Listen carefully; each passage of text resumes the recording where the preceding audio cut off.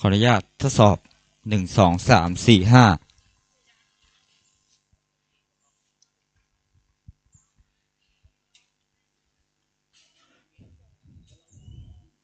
2 3 4 5 6 7 8 9 0ทดสอบ1 2 3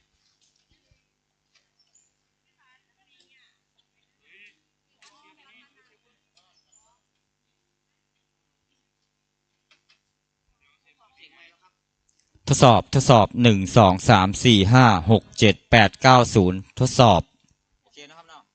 ทดสอบ1 2 3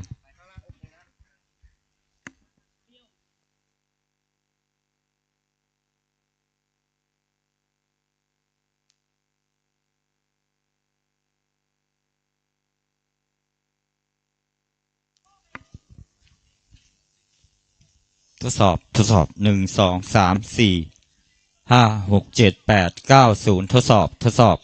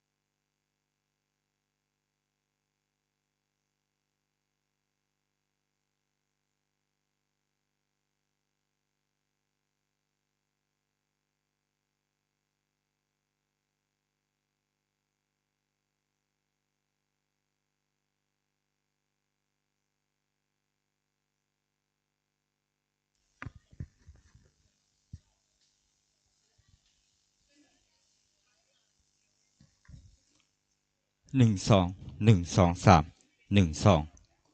1 2 3 4 1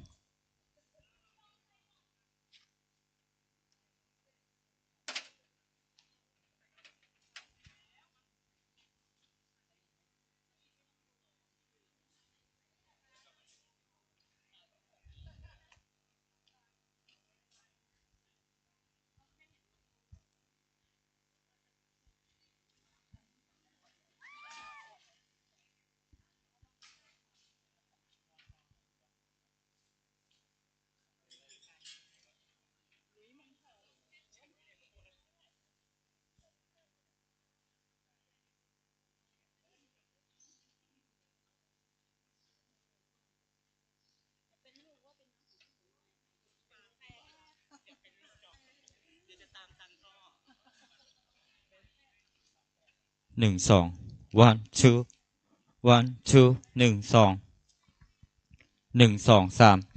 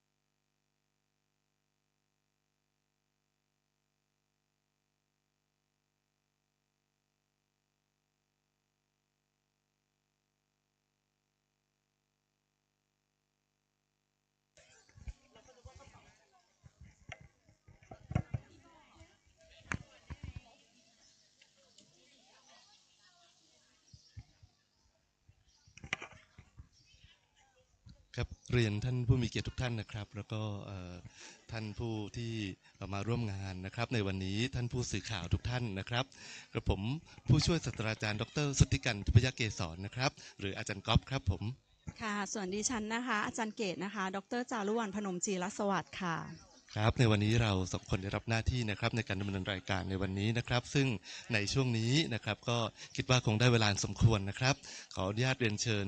ทางสื่อมวลชนทุกแขนงนะครับแล้วก็ท่านผู้มีเกียรติที่เข้ามาร่วมในงานแถลงข่าวในวันนี้นะครับได้เรียนเชิญมาตรงบริเวณที่นั่งนะครับซึ่งได้จัดเอาไว้ให้บริเวณที่ด้านหน้าลานเจดีย์นะครับพระธาตุแสงจันทร์แห่งนี้นะครับครับผมในวันนี้นะครับเป็นงานแถลงข่าวนะครับ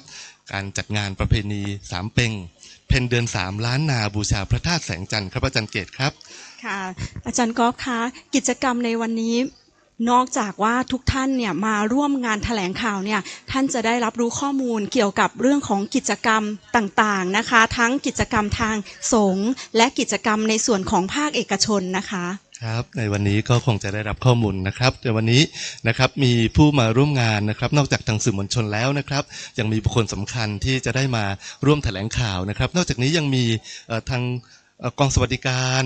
สังคมเทศบาลตำบลสุเทพนะครับนำโดยท่านผอ.พนาภัยคุ้มสะดวกนะครับได้นำนักเรียนผู้สูงอายุนะครับได้มาจัดกิจกรรมต่างๆนะครับอย่างเช่นการหล่อผังประทีปนะครับมีเจ้าป้าเพ็ญฉายสิโรรสนะครับซึ่งท่านได้เป็นเชื้อสายของเจ้าชื่นสิโรรสซึ่งได้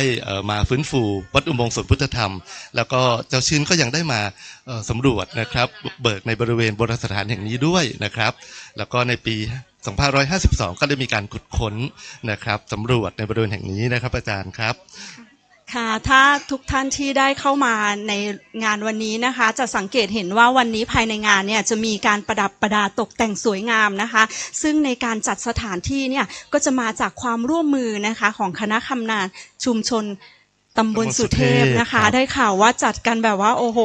หลายวันหลายคืนเลยนะคะแล้วก็ได้รับความอนุเคราะห์จากทุกภาคส่วนเลยค่ะอาจารย์ก๊อฟครับก็ถือว่าเป็นความร่วมมือของชุมชนตำบลสุเทพนะครับที่มีความเข้มแข็งนะครับวันนี้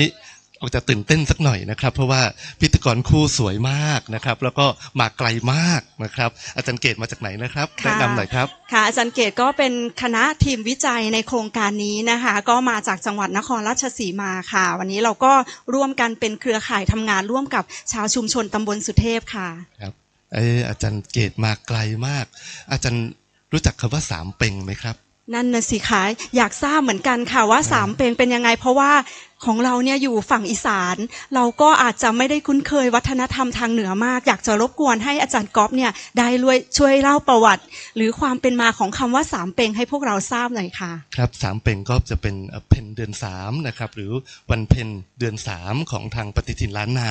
นะครับซึ่งจะแตกต่างไปจากทางปฏิทินไทยนะครับปฏิทินไทยช่วงเดือนนี้จะเป็นเดือนอ้ายหรือเดือน1นะครับแต่ทางล้านนาเนี่ยเป็นเดือน3ไปเรียบร้อยแล้วนะครับจึงเรียกว่าเป็นเพ็ญเดือน3ล้านนาบูชาพระธาตุแสงจันทร์นะครับซึ่งในช่วงที่เราจัดงานครับวันที่27ธันวาคมจะเป็นวันเพ็ญนะครับหรือวันพระสุดท้ายตามปฏิทินสากลนะครับเพราะฉะนั้นถ้าหากว่าเราได้มาสักการะบูชาพระธาตุแสงจันทร์แห่งนี้นะครับก็จะได้เป็นสิริมงคลนะครับส่งท้ายปีเก่าต้อนรับปีใหม่ด้วยครับอาจารย์เกตครับค่ะซึ่งกิจกรรมก็จะจัดในวันที่25ถึง28ธันวาคม2566นะคะต้องเมื่อกี้ฟังอาจารย์ก๊อฟได้เกริ่นคร่าวๆแล้วเนี่ยอดใจไม่ไหวเลยนะคะทุกท่านนะคะจะต้องบอกว่าห้ามพลาดเลยทีเดียวนะคะครับก็คิดว่าทางหลายท่านนะครับก็คงจะติดตามข่าวแล้วก็มาร่วมงานของเรานะครับซึ่งในวันนี้นะครับเราก็จะมาอยู่ที่บริเวณพระธาตุแสงจันทร์แห่งนี้นะครับซึ่งพระธาตุแสงจันทร์นะครับก็มีความเป็นมาที่ยาวนานนะครับมีการน่าจะมีการสร้างมานะครับต้องย้อนไปได้ถึงประมาณ500กว่าปีที่ผ่านมาครับอาจารย์เกตครับค่ะแล้วก็ภายในกิจกรรมเราจะเห็นว่ามีการตกแต่งประดับประดาเต็มไปด้วยโคมแล้วก็ผางประทีปจำนวนมากมายส่วนโคมก็จะมีหลากสีสันนะคะซึ่งโคมเหล่านี้เนี่ยก็เป็นความร่วมมือร่วมใจและบางส่วนเนี่ยได้รับความอนุเคราะห์จากทางคณะสงฆ์ด้วยนะคะอาจารย์ก๊อฟใช่ครับทางคณะสงฆ์ได้เมตตานะครับที่จะ ให้ความช่วยเหลือนะครับสนับสนุนในการดำเนินงานนะครับซึ่งในช่วงวันจัดกิจกรรม 25-28 ธันวาคมนะครับพวกเราก็จะได้มีโอกาสในการจุดปังประทีปแขวนโคมบูชานะครับพระธาตุแสงจันทร์แห่งนี้ครับอาจารย์เกตครับค่ะนอกจากความร่วมมือจากเครือข่ายนักวิจัยเองนะคะภาคส่วนของเครือข่ายคณะทำงานชุมชนตำบลสุเทพแล้วนะคะยังมีความร่วมมือจากมงดอยปุยนะคะวันนี้พ่อหลวงก็นำทีมนะคะทีมของมงดอยปุยเนี่ยแล้วในกิจกรรมเนี่ยก็จะมีการจัดแสดงต่างๆเรื่องของนิทรรศการต่างๆรวมไปถึงกิจกรรมการละเล่นต่างๆค่ะอาจารย์ก๊อฟค่ะวันนี้จะได้เห็นตัวอย่างการแต่งกายนะครับของมงดอยปุยนะครับโดยนำโดยพ่อหลวงเมธาพันธ์นะครับพุทธกิจดาภานะครับถ้าท่านใดยังไม่เห็นท่านนะครับท่านยืนอยู่ตรงกลางนี้แล้วนะครับวันนี้มาพร้อมกับแม่หลวงด้วยนะครับแม่หลวงน่าจะเดินชมบริเวณต่างๆอยู่นะครับแอบส่องเห็นชุดนี้สีสันสดใสกันเลยทีเดียวนะคะวันนี้มีทีมงานของเรานะครับมีอาจารย์ออมนะครับก็ร่วมแต่งกายนะครับตามแบบชนเผ่าด้วยนะครับค่ะนอกจากนี้นะคะเราก็ได้รับความร่วมมือจากภาคเอกชนนะคะเครือข่ายของผู้ประกอบการในชุมชนนะคะไม่ว่าจะเป็นนะคะร้านลามูคาเฟ่นะคะในช่วงเทศกาลเนี่ยก็จะมีการจะบอกว่ารังสรรค์เมนูพิเศษรวมไปถึงให้ทุกท่านเนี่ยลูกค้าต่างๆได้ไปดื่มด่ำบรรยากาศที่อบอวลไปด้วยความรักความโรแมนติกนะคะนอกจากนี้ยังมีลานดินนะคะก็จะมีเป็นตลาดนะคะให้ไปชิมอาหารพื้นถิ่นรวมไปถึงช้อปปิ้งจับจ่ายใช้สอยสินค้าพื้นถิ่นค่ะอาจารย์ก๊อฟครับรู้สึกว่าจะมีโครงการลานดินแล้วก็มีบ้านข้างวัดด้วยใช่ไหมครับบ้านข้างวัดด้วยค่ะซึ่งเราจะยกมงดอยปุยลงมาจัดแสดงอยู่ที่บ้านข้างวัดนะคะท่านใดอยากจะเห็นการแสดงกิจกรรมละเล่นต่างๆรวมไปถึงนิทรรศการต่างๆเนี่ยสามารถไปเยี่ยมชมได้ในสถานที่ต่างๆค่ะครับสำหรับกิจกรรมทางด้านศาสนาพิธีนะครับก็จะมีกิจกรรมนะครับที่วัดร่ำเปิงตะโปธารามนะครับซึ่งได้รับความอนุเคราะห์โดยพระครูภาวนาธรรมาภิรัตน์นะครับแล้วก็ยังมีกิจกรรมนะครับที่ลานพระธาตุแสงจันทร์แห่งนี้ด้วยนะครับแล้วก็ในส่วนของภาคเอกชนยังมีนะครับวันนี้พี่หนุ่มมาด้วยนะครับร้านรามูคาเฟ่นะครับก็ได้รับความอนุเคราะห์จากทางร้านรามูด้วยนะครับค่ะนอกจากนี้ยังมีการแสดงนะคะแสงสีเสียงพิเศษนะคะซึ่งจะเป็นการแสดงย้อนรอยตำนานพระธาตุดอยสุเทพนะคะสู่พระธาตุแสงจันทร์นะคะท่านที่สนใจเนี่ยก็ติดตามในเพจของสุเทพเฟสได้นะคะ Facebook Fanpage นะคะเราก็จะมีการอัปเดตความเคลื่อนไหวรวมไปถึงเรื่องของกำหนดการกิจกรรมต่างๆอยู่ใน Facebook นั้นนะคะครับนอกจากนี้ยังมีภาคีเครือข่ายอีกนะครับอีกหลายภาคีทีเดียวนะครับขออนุญาตใช้เวลาในช่วงนี้นะครับที่จะได้เสนอนะครับนำเรียนท่านทราบเกี่ยวกับภาคีเครือข่ายนะครับซึ่งนำโดยคณะสงฆ์ตำบลสุเทพนะครับเจ้าคณะอำเภอเมืองเชียงใหม่นะครับกรมการปกครองค่ะครับกระทรวงการอุดมศึกษาวิทยาศาสตร์วิจัยและนวัตกรรมครับค่ะหน่วยบริหารและจัดการทุนด้านการเพิ่มความสามารถในการแข่งขันของประเทศนะคะหรือบพข.นะคะซึ่งเป็นต้องบอกว่าเป็นเจ้าภาพผู้สนับสนุนงบประมาณในการจัดกิจกรรมครั้งนี้ค่ะครับสำคัญทีเดียวนะครับและอีกแห่งหนึ่งนะครับมหาวิทยาลัยราชภัฏนครราชสีมานะครับซึ่ง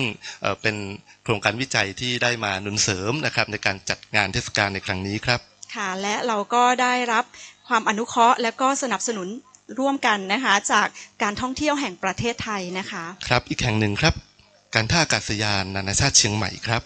ค่ะซึ่งในการท่าอากาศยานเนี่ยถ้าท่านใดที่ลงเครื่องมาเนี่ยจะเห็นว่าเรามีบูธนิทรรศการนะคะเราก็ได้รับความอนุเคราะห์ในเรื่องของการใช้สถานที่รวมไปถึงเรื่องของการประชาสัมพันธ์นะคะกิจกรรมของงานประเพณีของเราด้วยนะคะอาจารย์ก๊อฟและนอกจากนี้ก็ยังมีกรมอุทยานแห่งชาติสัตว์ป่าและพันธุ์พืชค่ะให้ความอนุเคราะห์ในเรื่องของสถานที่นะคะจัดงานค่ะครับอีกแห่งหนึ่งครับสำนักศิลปากรที่7เชียงใหม่นะครับซึ่งปัจจุบันนี้ได้ดูแลรักษานะครับ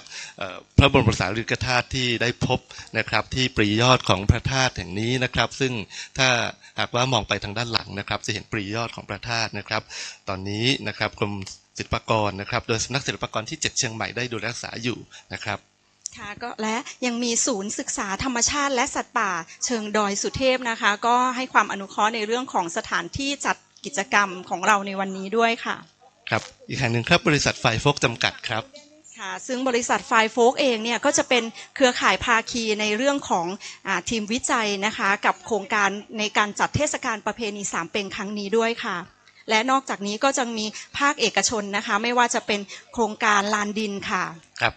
บ้านข้างวัดครับค่ะลามูคาเฟ่ค่ะครับและที่ขาดไม่ได้นะครับก็คือภาคีเครือข่ายในชุมชนตำบลสุเทพนะครับซึ่งมีความเข้มแข็งอย่างยิ่งนะครับตอนนี้เราน่าจะเริ่มเข้าสู่ช่วงของการแถลงข่าวโดยบุคคลสำคัญนะครับอาจารย์เกตครับค่ะซึ่งเราจะมีบุคคลสำคัญนะคะที่จะมาร่วมแถลงข่าวในครั้งนี้นะคะจำนวน5ท่านด้วยกันนะคะซึ่งแต่ละท่านเนี่ยก็จะเป็นภาคีเครือข่ายและเป็นบุคคลที่จะมาเล่าเรื่องความเป็นมานะคะในเรื่องของกิจกรรมหรือประเพณีสามเป็งที่เกิดขึ้นมานะคะรวมไปถึงในเรื่องของการทำงานแต่ละภาคส่วนนะคะว่าแต่ละส่วนแต่ละฝ่ายมีความร่วมมือกับโครงการยังไงค่ะอาจารย์ก๊อฟครับท่านแรกนะครับขออนุญาตเรียนเชิญนะครับผู้ช่วยศาสตราจารย์ดร.ณัฐินีทองดีหัวหน้าโครงการวิจัยครับเรียนเชิญครับค่ะขอเสียงปรบมือให้ท่านผู้ช่วยศาสตราจารย์ดร.นะคะณัฐินีทองดีค่ะค่ะลำดับต่อไปนะคะท่านที่2นะคะขอเรียนเชิญนะคะกำนันสุรเชษฐ์ตาคำมาค่ะกำนันตำบลสุเทพค่ะขอเสียงปรบมือต้อนรับค่ะ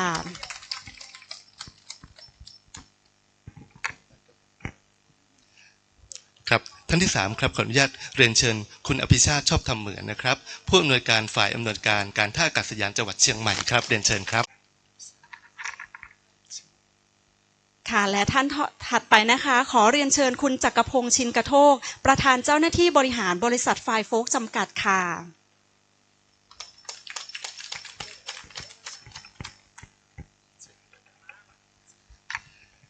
ครับและท่านที่5ครับขออนุญาตเรียนเชิญคุณชัชนกทองสำริดรองผู้อำนวยการการท่องเที่ยวแห่งประเทศไทยสำนักงานเชียงใหม่เรียนเชิญครับ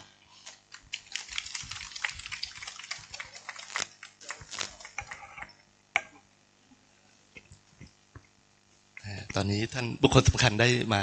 อยู่ที่ตรงนี้ครบแล้วนะครับอาจารย์เกตเดี๋ยวเราขออนุญาตนั่งลงนะครับเพื่อที่จะได้พูดคุยกับทุกท่านนะครับเดี๋ยววันนี้เราจะได้ข้อมูลนะครับเกี่ยวกับการจัดประเพณีสามเป็งเพ็ญเดือน3ล้านนาบูชาพระธาตุแสงจันทร์นะครับซึ่งท่านแรกที่จะพูดคุยกับพวกเรานะครับขออนุญาตเรียนเชิญผู้ช่วยศาสตราจารย์ดร.ณัฐินีทองดีครับผู้อำนวยการสถาบันวิจัยไม้กลายเป็นหินและทรัพยากรธรณีภาคตะวันออกเฉียงเหนือเฉลิมพระเกียรติมหาวิทยาลัยราชภัฏนครราชสีมานะครับซึ่งท่านเป็นหัวหน้าโครงการวิจัยนะครับจะได้กล่าวถึงความเป็นมาของโครงการวิจัยครับเราเรียนเชิญครับอาจารย์ครับค่ะเรียนท่านกำนันสุรเชษฐ์ตาคำมานะคะท่านกำนันตำบลสุเทพแล้วก็ถือว่าเป็นคณะประธานคณะทำงานนะคะงานเทศกาลสามเป็งในครั้งนี้นะคะคุณอภิชาติชอบทำเหมือนผู้อำนวยการฝ่ายอำนวยการการท่าอากาศยานนานาชาติจังหวัดเชียงใหม่คุณจักรพงษ์ชินกระโทกประธานเจ้าหน้าที่บริหารบริษัทไฟโฟกซึ่งเป็นหนึ่งในผู้ร่วมทุนในงานวิจัยในครั้งนี้นะคะทุกท่านลำดับถัดมานะคะคุณชัชนกทองสำริดรองผู้อำนวยการการท่องเที่ยวแห่งประเทศไทยนะคะหนึ่งในผู้สนับสนุนการจัดงานเทศกาลท้องถิ่นในครั้งนี้เช่นเดียวกันค่ะสื่อมวลชนแล้วก็ภาคีเครือข่ายตำบลสุเทพทุกท่านรวมถึงแขกผู้มีเกียรติทุกท่านค่ะดิฉันนะคะในนามของผู้อำนวยการแผนงานวิจัยแล้วก็ในนามของคณะผู้วิจัยจากมหาวิทยาลัยราชภัฏนครราชสีมามหาวิทยาลัยขอนแก่นสถาบันบัณฑิตพัฒนาบริหารศาสตร์นิด้าและมหาวิทยาลัยเกษตรศาสตร์กำแพงแสนซึ่งมหาวิทยาลัยนะคะทั้งหมดได้ดำเนินการในการที่จะผลักดันในการขับเคลื่อนเศรษฐกิจเชิงสร้างสรรค์ให้กับประเทศไทยเราจึงได้พูดคุยกันนะคะว่าในประเทศไทยเรามีการขับเคลื่อนเรื่องการท่องเที่ยวโดยชุมชนนะคะหรือว่า community based tourism มาเยอะมากนะคะแล้วก็กลไกในการบริหารจัดการการท่องเที่ยวนะคะที่เป็นการท่องเที่ยวโดยชุมชนเนี่ยก็ได้มีการพัฒนากิจกรรมการท่องเที่ยวเชิงสร้างสรรค์เพื่อที่จะรองรับการเดินทางแล้วก็การมาเยี่ยมเยือนของนักท่องเที่ยวที่สนใจในการท่องเที่ยวโดยชุมชนมาระยะหนึ่งแล้วดังนั้นประเทศไทยเองได้มีมิติของการพัฒนาที่เรียกว่าเฟสติวัลหรือว่างานเทศกาลเป็นอีกหนึ่งกลไกนะคะที่ จะเข้ามาขับเคลื่อนเรื่องของเศรษฐกิจเชิงสร้างสรรค์ให้กับประเทศไทยดังนั้นทีมงานนักวิจัยนะคะจึงได้หารือกันนะคะแล้วก็มีประเด็นที่สนใจร่วมกันนะคะว่าถ้าเราจะใช้คำว่าเฟสติวัลหรือว่าเทศกาลที่เราจัดแล้วก็ที่ทุกท่านคุ้นเคยกันมาทำงานร่วมกับชุมชนโดยมีเป้าหมายที่สำคัญนะคะท่านว่างานเทศกาลนี้เราจะใช้คำว่าเทศกาลท้องถิ่นหรือเทศกาลชุมชนแปลว่างานเทศกาลทั้งหมดจะต้องเกิดขึ้นจากความต้องการแล้วก็การพัฒนาและการพัฒนารูปแบบของงานเทศกาลโดยชุมชนและที่สำคัญค่ะท่านหลังจากที่เรามีรูปแบบงานเทศกาลแล้วสิ่งที่สำคัญที่สุดก็คือ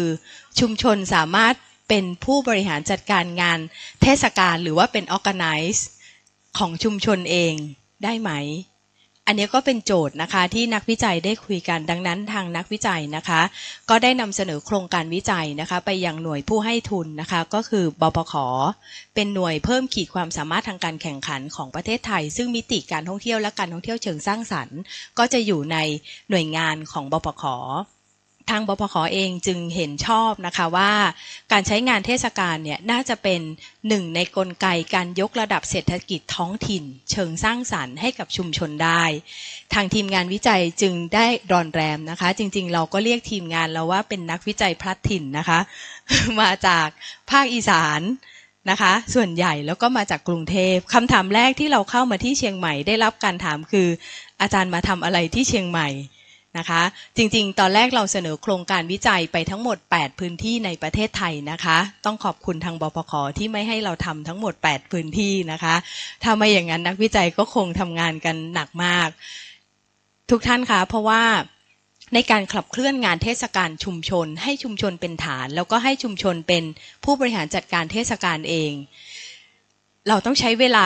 ในการทำงานร่วมกับชุมชนอย่างมากนะคะคำถามแรกที่เราเข้ามาในพื้นที่ชุมชนก็จะมีแล้วก็งานเทศกาลพระธาตุดอยสุเทพตามที่ทุกท่านได้ทราบดังนั้นแล้วในการทำงานในครั้งนี้นักวิจัยเองไม่ได้นำองค์ความรู้มาให้กับชุมชนอย่างเดียวแต่ว่าสิ่งหนึ่งที่นักวิจัยได้นะคะก็คือการได้เรียนรู้แล้วก็ได้รู้จักนะคะชุมชนนะคะพื้นที่ที่นี่แล้วเราได้รับองค์ความรู้ซึ่งเชื่อว่าองค์ความรู้ตัวนี้จะเป็นโมเดลที่สำคัญให้กับประเทศไทยแล้วก็ต้องเรียนทุกท่านนะคะว่าตำบลสุเทพเป็นตำบลที่มีโมเดลในการทำงานเทศกาลที่จะสามารถถ่ายทอดให้กับชุมชนอื่นๆในประเทศไทยได้แน่นอนนะคะเพราะว่าภาคีเครือข่ายของตำบลสุเทพความเข้มแข็งของผู้นำแล้วก็ภาคีเครือข่ายเนี่ยสามารถที่จะผลักดันแล้วก็ทำให้เกิดงานเทศกาลดีๆแบบนี้ได้นะคะก็เป็นที่มานะคะของกระบวนการในการบริหารจัดการงานวิจัยแล้วก็การขับเคลื่อนงานวิจัยในครั้งนี้ค่ะก็ต้องขอกราบขอบพระคุณชุมชนนะคะแล้วก็ภาคีเครือข่ายอย่างมากพวกเราซาบซึ้งแล้วก็สุดท้ายก็คือพวกเราคารวะในน้ำใจของทุกท่านนะคะที่ร่วมกันนะคะทำให้เกิดงานนี้ค่ะครับขอบคุณอาจารย์โอนะครับขออนุญาตเรียกอาจารย์โอนะครับเพราะว่าเรียกกันจนคุ้นเคยนะครับทีนี้ถ้าฟังจากอาจารย์โอก็หมายความว่างานวิจัยนี้นะครับกำลังจะจัดการท่องเที่ยวโดยชุมชนนะครับซึ่งจะใช้ตัวเทศกาลเนี่ยเป็นตัวขับเคลื่อนทางด้านเศรษฐกิจให้กับประเทศไทยนะครับซึ่งเรียกว่าเป็นเทศกาลชุมชนหรือเทศกาลท้องถิ่นนะครับแล้วก็ชุมชนตำบลสุเทพนี่ก็มีความโดดเด่นทางวัฒนธรรมสูงแล้วก็มีความโดดเด่นทางด้านภาคีเครือข่ายและมีความเข้มแข็งนะครับทำให้เราได้เป็น1ใน2แห่งทั่วประเทศที่ทางทีมวิจัยนะครับได้เลือกที่นี้ขออนุญาตครับอาจารย์โอครับอาจจะมีขออาจารย์โอช่วยลองช่วยอธิบายนะครับว่าสมมติว่าถ้าเสร็จจากงานในปีนี้ไปแล้วเนี่ยงานเทศกาลนี้จะเป็นอย่างไรแล้วก็ทางทีมงานวิจัยเนี่ยมีความคาดหวังอย่างไรครับอาจารย์ครับ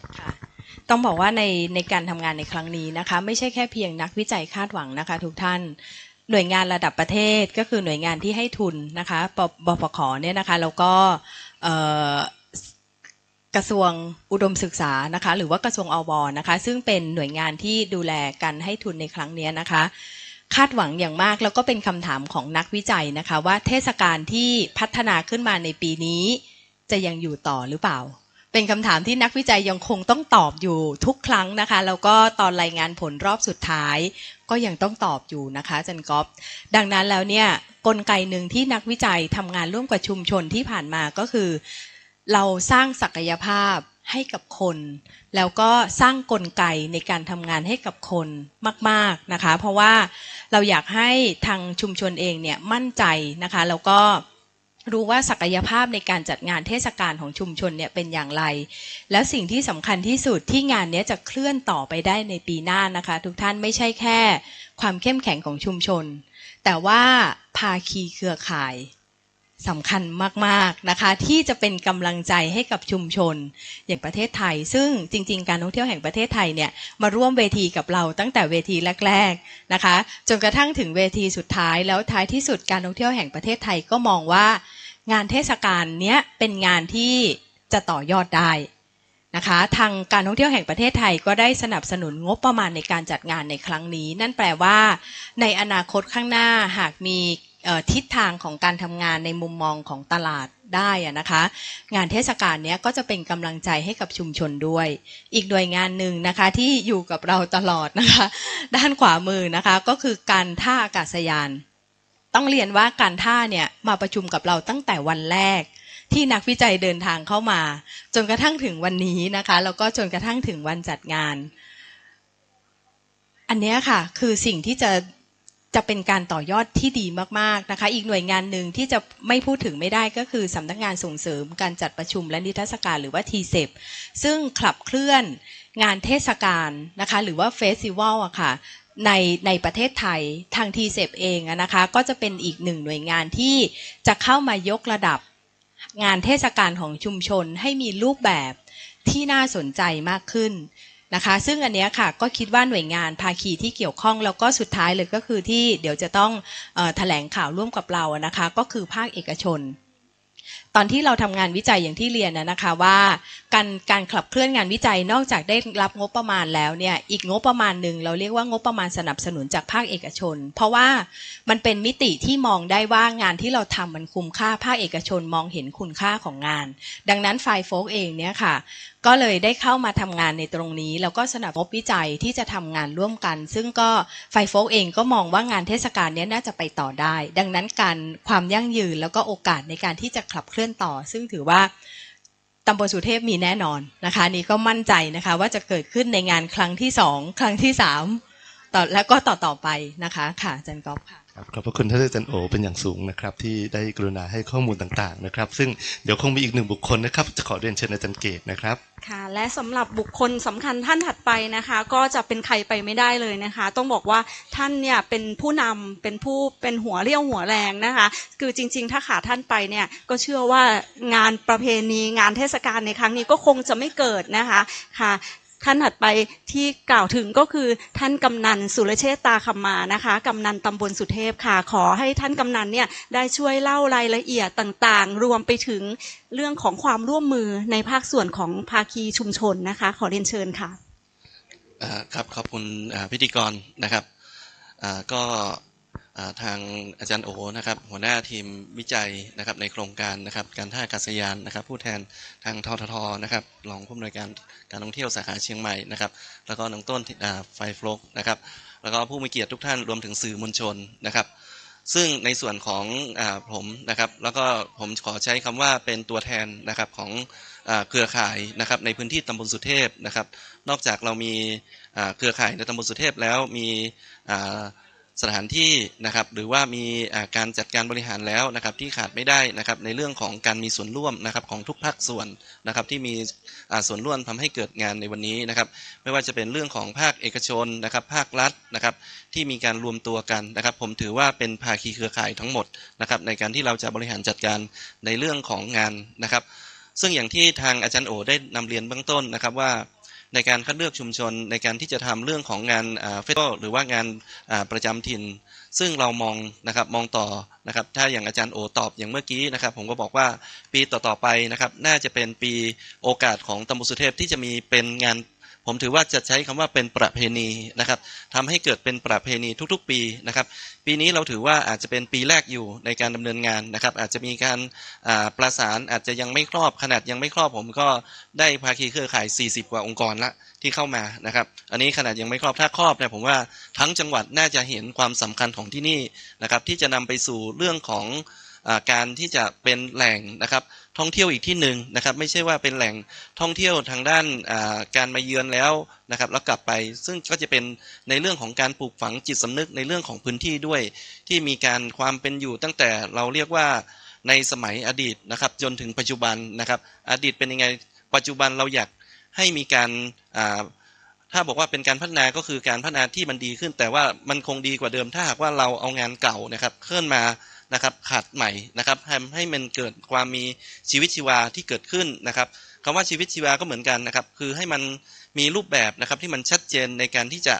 ทำงานเพื่อตอบในเรื่องของนะครับความเป็นพื้นถิ่นหรือความเป็นประเพณีดั้งเดิมของเรานะครับอันนี้โอกาสต่อไปคิดว่านะครับคงเกิดขึ้นแน่นะครับ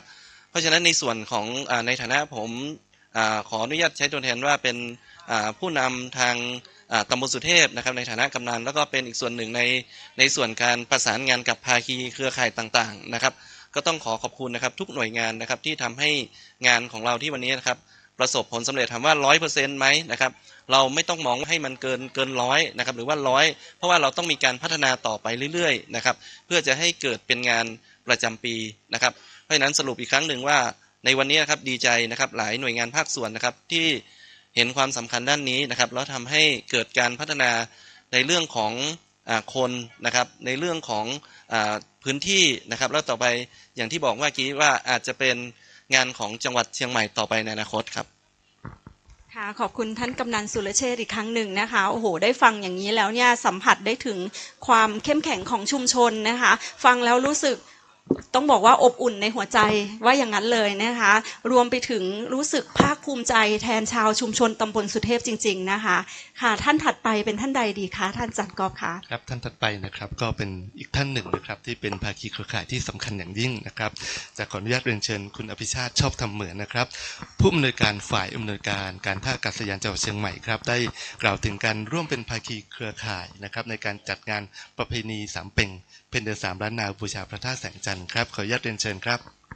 ครับก่อนอื่นก็ขอขอบคุณท่านพิธีกรนะครับท่านอาจารย์ท่านกำนันและก็ท่านรองผู้อำนวยการททท.เชียงใหม่นะครับท่านผู้แทนจากผู้ประกอบการนะครับและท่านหัวหน้าส่วนราชการและภาคีเครือข่ายนะครับตำบลสุเทพนะครับรวมถึงท่านแขกผู้มีเกียรติและท่านสื่อมวลชนนะครับท่าอากาศยานเชียงใหม่นะครับถือเป็นประตูด่านแรกนะครับที่เราต้อนรับนักท่องเที่ยวหรือผู้ที่เดินทางมาจังหวัดเชียงใหม่นะครับเราก็มีความยินดีนะครับเพราะเราเป็นหน่วยงานหรือมีสถานที่ตั้งอยู่ในตำบลสุเทพนะครับซึ่งก็ได้รับการสนับสนุนจากเทศบาลตำบลสุเทพแล้วก็ประชาชนนะครับในตำบลสุเทพด้วยดีนะครับซึ่งเราก็มีความรู้สึกเป็นเกียรตินะครับที่ได้เป็นส่วนหนึ่งในการสนับสนุนในกิจกรรมหรือประเพณีวัฒนธรรมนะครับของตำบลสุเทพแล้วก็จังหวัดเชียงใหม่นะครับก็หวังเป็นอย่างยิ่งครับว่าท่าเชียงใหม่นะครับจะได้รับเกียรติจากท่านผู้บริหารของเทศบาลตำบลสุเทพท่านอาจารย์หรือท่านประชาชนนะครับภาคีเครือข่ายของตำบลสุเทพนะครับในการให้เราร่วมสนับสนุนในกิจกรรมต่างๆต่อไปนะครับแล้วก็หวังเป็นอย่างยิ่งว่าประเพณีสามเพ็งนะครับในครั้งนี้ก็จะได้รับความชื่นชมแล้วก็อยู่ในใจของนักท่องเที่ยวที่มาเยี่ยมเยือนจังหวัดเชียงใหม่ต่อไปครับขอบคุณมากครับครับขอบพระคุณท่านอภิชาติชอบทำเหมือนนะครับทีนี้เท่าที่ฟังดูนะครับก็ท่านก็ถือว่าเป็นหน่วยงานที่อยู่ในพื้นที่นะครับแล้วก็ได้เข้ามาให้ความช่วยเหลือนะครับทีนี้ขออนุญาตอันนี้เรียนถามจากใจเพราะว่าเนื่องจากท่านเป็นทางการท่าอากาศยานนะครับทีนี้เมื่อมาเกี่ยวข้องกับเรื่องของประเพณีต่างๆเนี่ยทางการท่าอากาศยานหรือทางตัวท่านเองเนี่ยครับมองภาพของประเพณีนี้อย่างไรแล้วก็มีความรู้สึกอย่างไรกับประเพณีนี้ครับจึงได้เข้ามาร่วมเป็นภาคีเครือข่ายกับเราก็ยินดีนะครับที่กับ ตำบลสุเทพที่ได้มีสถานที่ท่องเที่ยวที่จะเป็นจุดที่จะนำนักท่องเที่ยวมาเยี่ยมเยือนนะครับเพิ่มขึ้นแล้วก็ถือว่าเป็นโอกาสที่ดีของจังหวัดเชียงใหม่ที่มีสถานที่ท่องเที่ยวเพิ่มขึ้นนะครับในส่วนของท่าอากาศยานเชียงใหม่เนี่ยตำบลสุเทพเนี่ยก็ถือว่าอยู่ในโครงการที่เราจะต้องเข้ามาร่วมจัดทำกิจกรรมนะครับเพื่อส่งเสริมชุมชนอยู่แล้วนะครับซึ่งในปีนี้เราก็คงจะมีโครงการที่จะเข้ามาร่วมอีกโครงการใหญ่ๆอยู่1โครงการนะครับซึ่งน่าจะหลังจากปีใหม่นี้เราคงได้เข้ามาเยี่ยมเยียนทางตำบลสุเทพหรือชุมชนเครือข่ายเพิ่มมากขึ้นครับผมต้องขอบพระคุณเป็นอย่างสูงนะครับทางการท่าอากาศยานซึ่งได้ให้การหนุนเสริมนะครับเข้ามาร่วมเป็นภาคีเครือข่ายที่ให้ความอนุเคราะห์ดียิ่งนะครับแล้วก็หวังว่าในโอกาสหน้าก็คงจะรับความอนุเคราะห์จากท่านต่อไปในอนาคตนะครับแล้วก็จะมีอีกท่านหนึ่งครับเดี๋ยวเรียนเชิญอาจารย์เกตครับค่ะท่านถัดไปนะคะท่านก็เป็นภาคีเครือข่ายภาคเอกชนนะคะแล้วก็ท่านก็อยู่ในธุรกิจที่ประกอบกิจการในเรื่องของการท่องเที่ยวนะคะท่านคือคุณจักรพงษ์ชินกระโทกนะคะประธานบริหารบริษัทไฟโฟกจำกัดค่ะอยากให้คุณจักรพงษ์เนี่ยช่วยเล่าความเป็นมาว่ายังไงถึงตัดสินใจเข้ามาร่วมเป็นภาคีเครือข่ายแล้วมองในทิศทางว่าจะเป็นความร่วมมือในการพัฒนาทางด้านการท่องเที่ยวเป็นลักษณะไหนขอเรียนเชิญค่ะครับเรียนท่านหัวหน้าแผนงานวิจัยครับรวมถึงภาคีเครือข่ายพันธมิตรเนาะที่กำนันบอกว่ามีอยู่ทั้งเกือบ40หน่วยงานแล้วนะครับจนถึงวันนี้เนาะไฟโฟกเราเป็นบริษัทที่เป็นที่ปรึกษาด้านการบริหารจัดการการท่องเที่ยวอย่างยั่งยืนครับคือถ้าเล่าอย่างง่ายๆเข้าใจคือเราก็เป็นบริษัทเอกชนบริษัทหนึ่งเดิมทีเราก็ทำงานจัดทริปพาทัวร์พาคนเน้นไปเที่ยวชุมชนลงไปที่ท้องถิ่นนะครับโดยที่เราก็ทำงานร่วมกับชุมชนทั่วประเทศที่ทำเรื่องของการท่องเที่ยวโดยชุมชนเป็นหลัก100-200ชุมชนทั่วประเทศหนึ่งในนั้นก็คือที่เชียงใหม่ที่เราก็ได้มีโอกาสเราก็ใกล้ชิดมากกับททสำนักงานเชียงใหม่ที่ก่อนหน้านี้เราเคยมาพัฒนาชุมชนที่อ่อนใต้ร่วมกับทางททครับวันนี้ก็ได้มีชุมชนในเครือข่ายของททรวมถึงไฟโฟกเพิ่มเติมก็คือที่สุเทพเนาะดังนั้นก็จากหน้าที่ของการเป็นที่ปรึกษาด้านการบริหารจัดการการท่องเที่ยวอย่างยั่งยืนครับที่เราทำมากกว่าบริษัททัวร์ปกติคือเราต้องทำหน้าที่ในการเป็นพี่เลี้ยงน้องเลี้ยงลูกเลี้ยงหรือคนที่คอยอยู่ใกล้ชิดชุมชนตลอดไม่ใช่แค่ถึงเวลาพาทัวร์ไปแล้วไปเนาะแต่ก่อนที่จะพาคนไปเที่ยวชุมชนเราก็ต้องอยู่ใกล้ชิดในทุกกระบวนการของการพัฒนาครับอย่างที่อาจารย์โอได้บอกกับทุกท่านไปเบื้องต้นว่าในประเทศไทยเนี่ยเรามีการบริหารจัดการการท่องเที่ยวหลายรูปแบบหนึ่งในนั้นคือการท่องเที่ยวโดยชุมชนที่ถือได้ว่าเป็นการยกระดับเศรษฐกิจฐานรากคืออุตสาหกรรมท่องเที่ยวเป็นอุตสาหกรรมที่แปลกครับไม่ว่าจะเกิดวิกฤตไหนจะได้รับผลกระทบก่อนเพื่อนเสมอเพราะความเปราะบางของอุตสาหกรรมแต่ในขณะเดียวกันความสามารถพิเศษของอุตสาหกรรมท่องเที่ยวคือการที่เราสามารถกระจายเม็ดเงินไปยังท้องถิ่นได้อย่างรวดเร็วทันทีที่นักท่องเที่ยวเดินทางมาดังนั้นอุตสาหกรรมท่องเที่ยวจึงเป็นลมหายใจหลักของประเทศเสมอมานะครับเป็นแมว9ชีวิตที่พร้อมที่จะฟื้นคืนชีพได้เสมอนะครับแล้วก็มาโอบอุ้มประเทศไทยต่อไปครับทีนี้การท่องเที่ยวโดยชุมชนในประเทศไทยเนี่ยมีอยู่เป็นหมื่นชุมชนนะครับทีมนักวิจัยได้มีโอกาสไปงานบ่อยๆก็จะเจอเครือข่ายชุมชนทั่วประเทศเยอะมากนะครับแล้วเราก็เชื่อว่าเครื่องมือนี้เป็นเครื่องมือที่ช่วยยกระดับเศรษฐกิจฐานรากได้จริงครับดังที่ผู้วิจัยได้บอกแล้วบอกว่าเราน่าจะมีเครื่องมือหรือแม่เหล็กเพิ่มเติมในการที่จะให้ชุมชนไปขายของต่อในอนาคตทุกท่านครับตอนนี้ทุกประเทศต้องการนักท่องเที่ยวหมดเพราะทุกประเทศรู้เหมือนประเทศไทยว่าอุตสาหกรรมท่องเที่ยวจะฟื้นประเทศได้เร็วที่สุดจากวิกฤตนะครับทีนี้พอมาถึงประเทศไทยเราก็ต้องมีเครื่องมือใหม่ๆไปดึงนักท่องเที่ยวนะครับชุมชนทั่วประเทศไทยมีเป็นหมื่นชุมชนตอนนี้เหมือนเรามีลูกแฝดอยู่10,000 คนนะครับแล้วทุกชุมชนก็จะมีกิจกรรมไม่ต่างกันมากเนาะในขณะเดียวกัน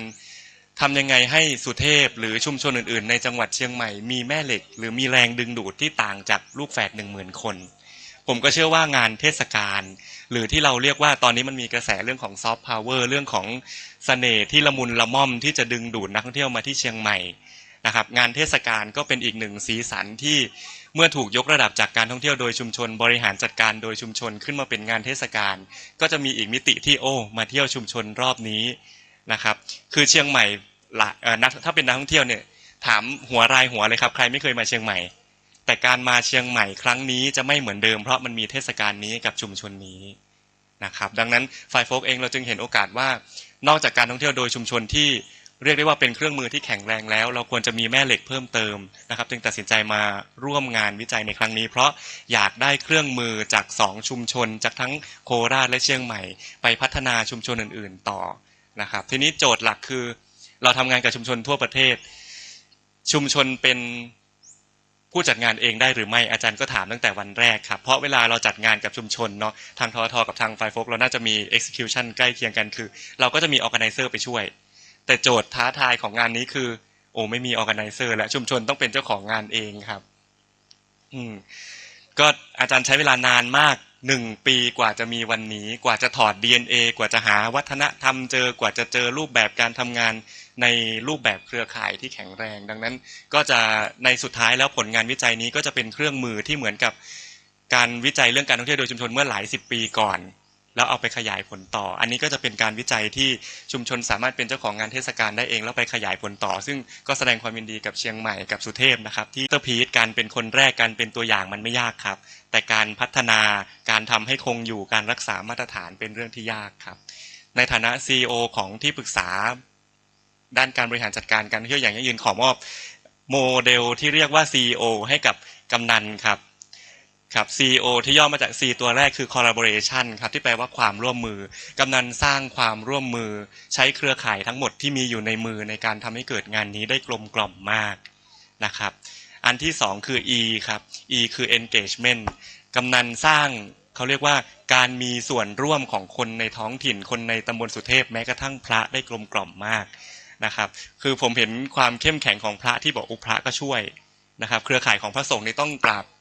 ขอบพระคุณท่านมากๆที่กรุณาเมตตานะครับอันที่3คือ O ครับ O คือ opportunity คือโอกาสของตำบลสุเทพของททเชียงใหม่ของการท่าอากาศยานเชียงใหม่ที่นักท่องเที่ยวก็จะหลั่งไหลเข้ามาเที่ยวโดยที่มีแม่เหล็กเพิ่มเติมมากขึ้นเป็นโอกาสของทุกคนที่อยู่ในสถานที่นี้นะครับดังนั้น CEO โมเดลจึงเหมาะสมที่สุดกับกำนันขออนุญาตขอเสียงปรบมือให้กับกำนันครับอีกอย่างหนึ่งคือความโชคดีของคนที่นี่ในวันนี้ครับผมเชื่อว่าในเช้านี้ทุกคนที่อยู่ที่นี่เลือกที่จะอยู่ที่ไหนก็ได้เรามีธุระเยอะแยะมากมายแต่เราเลือกที่อยู่ที่พระธาตุแสงจันทร์ในเช้านี้วันนี้จึงเป็นวันที่สุเทพมีความพร้อมและโอกาสที่ดีที่สุดขอบคุณนะครับขอบพระคุณคุณต้นจักรพงษ์ชินกระโทกอีกครั้งหนึ่งนะคะนี่ก็เป็นเหตุผลว่าทำไมภาคเอกชนในเรื่องของการท่องเที่ยวเนี่ยจึงตัดสินใจเข้ามาร่วมเป็นภาคีเครือข่ายนะคะเพราะนอกจากจะมองเห็นเรื่องของความยั่งยืนความก้าวหน้านะคะสิ่งหนึ่งก็คือความร่วมมือร่วมใจนะคะอันนี้เป็นจุดที่สำคัญเลยนะคะไม่งั้นกิจกรรมหรืองานเทศกาลต่างๆของชุมชนเนี่ยก็คงไม่สามารถเกิดขึ้นและดำเนินต่อไปได้นะคะจริงๆมีอัตลักษณ์ของงานนี้อีกอย่างหนึ่งนะคะที่ภาคีคณะทำงานเนี่ยได้ร่วมกันเขาเรียกว่าเซตขึ้นมาหรือว่าร่วมกันเขาเรียกว่ารังสรรค์ขึ้นมานะคะก็คือเรื่องของการสืบสารเรื่องของมนต์เสน่ห์และอีกเรื่องหนึ่งก็คือเรื่องของความรักและความศรัทธานะคะ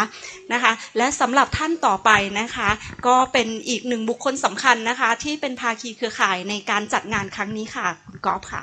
ครับผมอีกหนึ่งท่านครับสำคัญอย่างยิ่งนะครับเช่นเดียวกับท่านอื่นนะครับขออนุญาตเรียนเชิญนะครับคุณชัชนกทองสำริดนะครับท่านรองผู้อำนวยการการท่องเที่ยวแห่งประเทศไทยสำนักงานเชียงใหม่นะครับท่านจะได้มา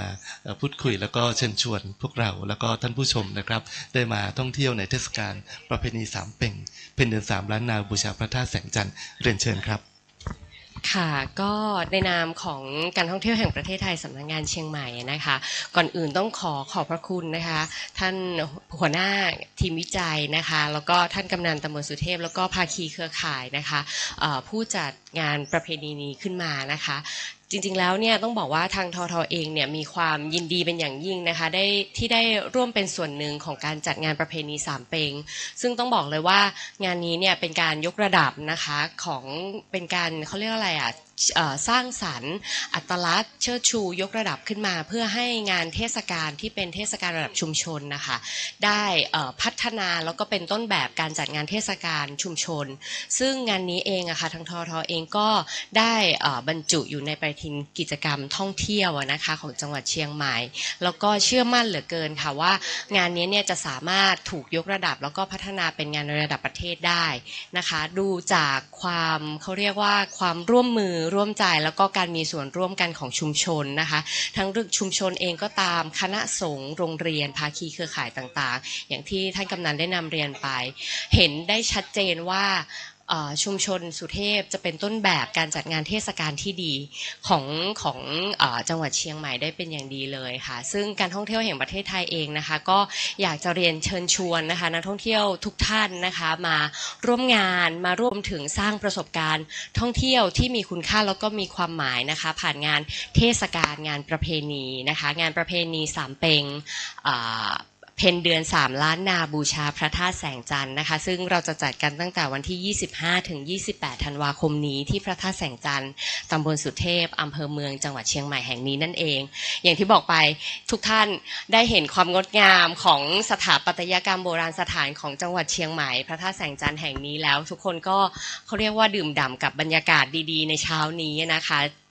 ททท.เองก็มีความยินดีเป็นอย่างยิ่งแล้วก็อย่างที่บอกไปอยากเชิญชวนให้นักท่องเที่ยวทุกท่านมาร่วมกันในปีนี้ค่ะครับขอบพระคุณนะครับทางคุณชัชนกนะครับซึ่งเกี่ยวข้องกับการท่องเที่ยวโดยตรงแล้วก็อย่างที่ท่านนำเรียนนะครับท่านได้บรรจุ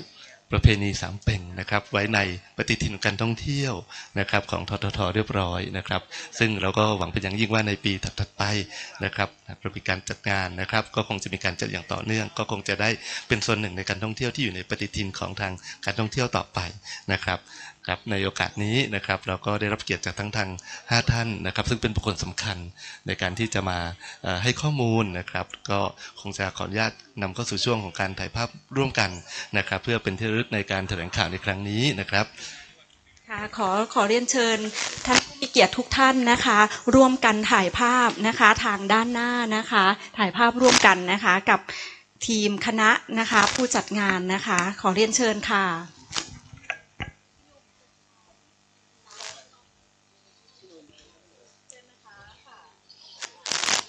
ค่ะเชิญทุกท่านเลยนะคะขอเรียนเชิญค่ะ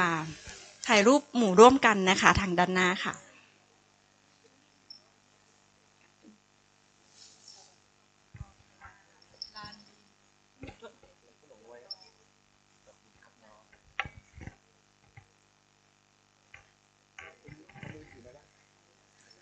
พ่อหลวงก็ปิด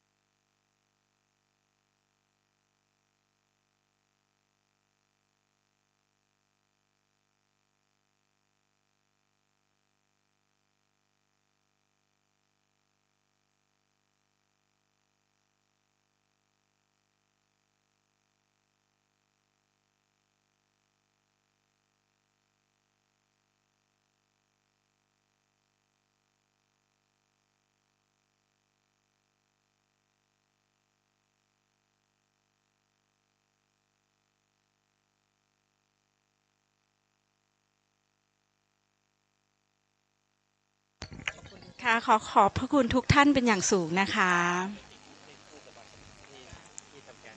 จากแขกผู้มีเกียรติรวมถึงคณะสื่อมวลชนนะคะหลากหลายนะคะทางหลากหลายสื่อมวลชนนะคะ ให้ความสำคัญกับงานนี้นะคะรวมไปถึงพลังศรัทธานะคะรวมของพลังแห่งความร่วมแรงร่วมใจนะคะครับขออนุญาตขอเสียงปรบมือขอบพระคุณผู้บุคคลสำคัญทั้ง5ท่านอีกครั้งหนึ่งนะครับขอบพระคุณมากๆนะครับก็ขออนุญาตนำเรียนอีกครั้งหนึ่งนะครับกำหนดการจัดงานประเพณีสามเพ็งเพ็ญเดือน3ล้านนาบูชาพระธาตุแสงจันทร์นะครับจัดขึ้นในระหว่างวันที่25ถึง28ธันวาคม2566นะครับซึ่งกิจกรรมทางด้านศาสนาพิธีนะครับจะมีอยู่ที่วัดร่ำเปิงตโปธารามและที่พระธาตุแสงจันทร์แห่งนี้ครับส่วนภาคเอกชนครับจัดที่ไหนบ้างครับอาจารย์เกศครับรวมไปถึงภาคเอกชนนะคะก็จะมีการจัดกิจกรรมนะลานดินนะคะบ้านข้างวัดนะคะรวมไปถึงร้านลาหมูคาเฟ่ค่ะครับผมก็เราหวังเป็นอย่างยิ่งนะครับว่าจะได้พบกับทุกท่านนะครับที่งานประเพณีสามเพ็งเพ็ญเดือน3ล้านนาบูชาพระธาตุแสงจันทร์ณตำบลสุเทพแห่งนี้ครับค่ะและวันนี้นะคะภาคีเครือข่ายคณะทำงานชุมชนตำบลสุเทพรวมไปถึงคณะนักวิจัยจากโครงการวิจัยการยกระดับและสร้างสรรค์อัตลักษณ์ท้องถิ่นของชุมชนท่องเที่ยวด้วยงานเทศกาลเพื่อส่งเสริมเศรษฐกิจฐานรากและรองรับนักเที่ยวคุณภาพได้เดินทางมาท้ายสุดรายการแล้วนะคะอาจารย์ก๊อฟครับก็คิดว่าเรา2คนก็คงจะหมดหน้าที่แต่เพียงเท่านี้นะครับขออนุญาตลาทุกท่านนะครับในช่วงนี้ไปก่อนแต่เพียงเท่านี้นะครับแล้วก็เราจะรอพบกับท่านนะครับในประเพณีสามเพ็งเพ็ญเดือน3ล้านนาบูชาพระธาตุแสงจันทร์ครับขอบพระคุณครับขอบคุณค่ะสวัสดีค่ะ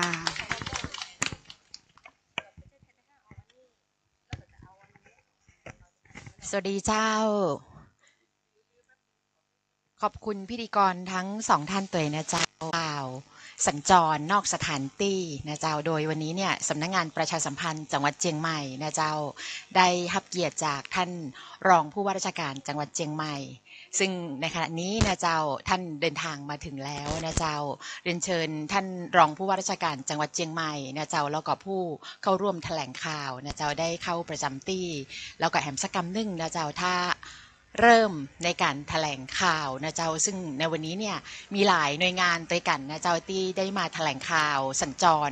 นอกสถานที่ในวันนี้นะเจ้าเป็นวัดพระธาตุแสงจันทร์ซึ่งเดี๋ยวทำสักกรรมหนึ่งนะเจ้าเฮาก็จะได้เรียนเชิญนะเจ้าผู้จัดงานการจัดงานประเพณีเพ็ญเดือน3ล้านนาบูชาพระธาตุแสงจันทร์ได้มาแถลงข่าวเป็นวาระแรกตัวนะเจ้าสถานที่วันนี้เนี่ยสวยงามนะเจ้าต้องบอกว่าท่ามกลางธรรมชาตินะเจ้าได้รับทราบจากเจ้าของสถานที่นะเจ้าป้าหลวงกำนันบอกว่าในช่วงที่เฮามีการเตรียมงานนะเจ้าความเป็นธรรมชาติของที่นี่มีสัตว์ป่ามีเนื้อทรายนะเจ้าเปิ้นเตวไปเตวมาเป็นเส้นทางธรรมชาติดังนั้นแล้ววันนี้เนี่ยต้องบอกว่าเป็นนิมิตหมายอันดีนะเจ้าซึ่งวาระที่เราจะได้แถลงข่าวเนี่ย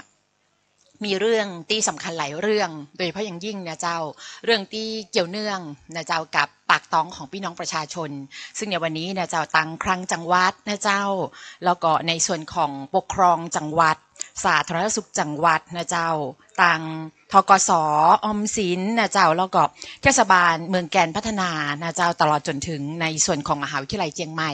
วันนี้เนี่ยจะได้มาร่วมแถลงข่าวนะเจ้าถ้าพร้อมแล้วนะเจ้าเดียวเราจะได้เรียนเชิญทุกท่านนะเจ้าเพื่อที่จะเริ่มเข้าสู่บรรยากาศของการแถลงข่าวนะเจ้าก็ขอต้อนรับท่านสื่อมวลชนทุกท่านนะเจ้าเข้าสู่บรรยากาศของการแถลงข่าวสัญจรนอกสถานที่ในวันนี้นะเจ้าตั้งแต่ช่วงเช้านะเจ้าถ้าหากว่าใครได้เห็นบรรยากาศแล้วเนี่ยบรรยากาศร่มรื่นนะเจ้าแล้วก็มีการจัดเลี้ยงแบบน่าฮักนะเจ้าเปิ้นจะมีข้าวหนุกงานะเจ้าทันทีก็หามาลองจิ้มก้อยได้มีข้าวหนุกงานะเจ้าแล้วก็มีขนมแบบพื้นเมืองนะเจ้าไว้คอยบริการทุกท่านนะเจ้าดังนั้นแล้วเนี่ยวันนี้เฮาเปลี่ยนบรรยากาศมาแถลงข่าวนอกสถานที่ก็หวังว่าท่านสื่อมวลชนจะได้รู้สึกผ่อนคลายขึ้นนะเจ้าแล้วก็นอกเหนือจากการแถลงข่าวหน้าที่นี้แล้วนะเจ้าก็จะมีสื่อมวลชนจำนวนหนึ่งนะเจ้าที่ติดตามผ่านทาง Facebook Live ของ PR เชียงใหม่นะเจ้าซึ่งถ้าหากว่าพร้อมแล้วนะเจ้าข้าเจ้าก็จะได้เรียนเชิญผู้ร่วมแถลงข่าวทุกท่านนะเจ้าได้ประจำที่เจ้าเดี๋ยวรอสัญญาณสักกำหนึ่งนะเจ้า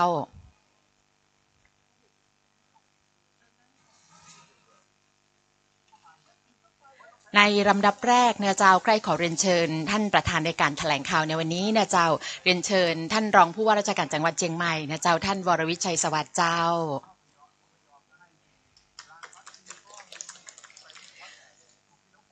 เนื่องจากว่าในช่วงของการแถลงข่าวเราจะแบ่งเป็น2ช่วงนะเจ้าดังนั้นแล้วเนี่ยในลำดับแรกจะได้เชิญชุดแรกก่อนนะเจ้าซึ่งในส่วนของการจัดงานประเพณีเดือนวันเพ็ญเดือน3ล้านนาบูชาพระธาตุแสงจันทร์นั้นนะเจ้าขอเรียนเชิญ2ท่านนะเจ้าผู้ช่วยศาสตราจารย์ดร.สุทธิกันทิพยเกษตรนะเจ้าจากภาควิชาการสอนวิทยาศาสตร์คณะศึกษาศาสตร์มหาวิทยาลัยเชียงใหม่นะเจ้าแล้วก็แฮมท่านหนึ่งนะเจ้าผู้ช่วยศาสตราจารย์ดร.ณัฐินีทองดีผู้อำนวยการแผนงานวิจัยมหาวิทยาลัยราชภัฏนครราชสีมาเจ้าแล้วก็แฮม2ประเด็นนะเจ้าที่จะได้เรียนเชิญก่อนนะเจ้านั่นก็คือคุณประพันธ์ชัยอินตานายกเทศมนตรีเมืองแกนพัฒนาเจ้าซึ่งท่านจะมาแถลงข่าวในเรื่องของการจัดงานมนต์ขลังเมืองแกนเตื้อตีหนึ่งนะเจ้าที่จะมีขึ้นในปลายเดือนนี้แล้วเจ้าแล้วก็แฮมท่านหนึ่งนะเจ้าท่านณรำพาจักงามปลัดเทศบาลเมืองแกนพัฒนาเจ้าแล้วก็ขออนุญาตที่จะเรียนเชิญแหมท่านหนึ่งนะเจ้านั่นก็คือนะเจ้ากิจกรรมในเรื่องของการล่นเป็นยาเตื้อที่2ของคณะเภสัชศาสตร์มหาวิทยาลัยเชียงใหม่ผู้ช่วยศาสตราจารย์ดร.แพทย์หญิงวรพันธ์เมตนันท์ผู้ช่วยคณบดีฝ่ายสื่อสารองค์กรประชาสัมพันธ์คณะเภสัชศาสตร์มหาวิทยาลัยเชียงใหม่เจ้าเรียนเชิญเต้าเดี๋ยวเราจะรอสัญญาณกั้มหนึ่งนะเจ้า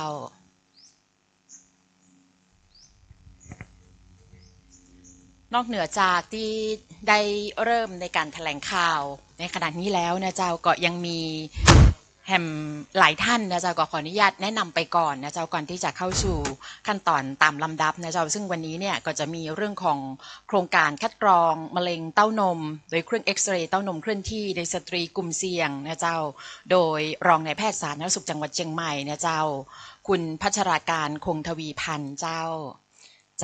แล้วก็ในเรื่องของการดำเนินการแก้ไขปัญหาหนี้นอกระบบในพื้นที่จังหวัดเชียงใหม่ตามนโยบายรัฐบาลนะเจ้าในวันนี้เนี่ยว่าที่ร้อยตรีสมชายกะลูนะเจ้าจากจังหวัดเชียงใหม่เจ้าแล้วก็สุดท้ายนะเจ้ามาตรการช่วยเหลือลูกหนี้และเจ้าหนี้ในพื้นที่จังหวัดเชียงใหม่นะเจ้าโดยท่านคลังจังหวัดนะเจ้าท่านคลังปลื้มจิตสิ่งสุทธิจันทร์นะเจ้าแล้วก็ทางธกสนะเจ้าท่านเริงชัยจันคำแล้วก็ทางออมสินนะเจ้าท่านนาฏฤดีพรสุริยาวงศ์นะเจ้าเดี๋ยววันนี้พร้อมแล้วเราจะเข้าสู่การแถลงข่าวตามลำดับนะเจ้า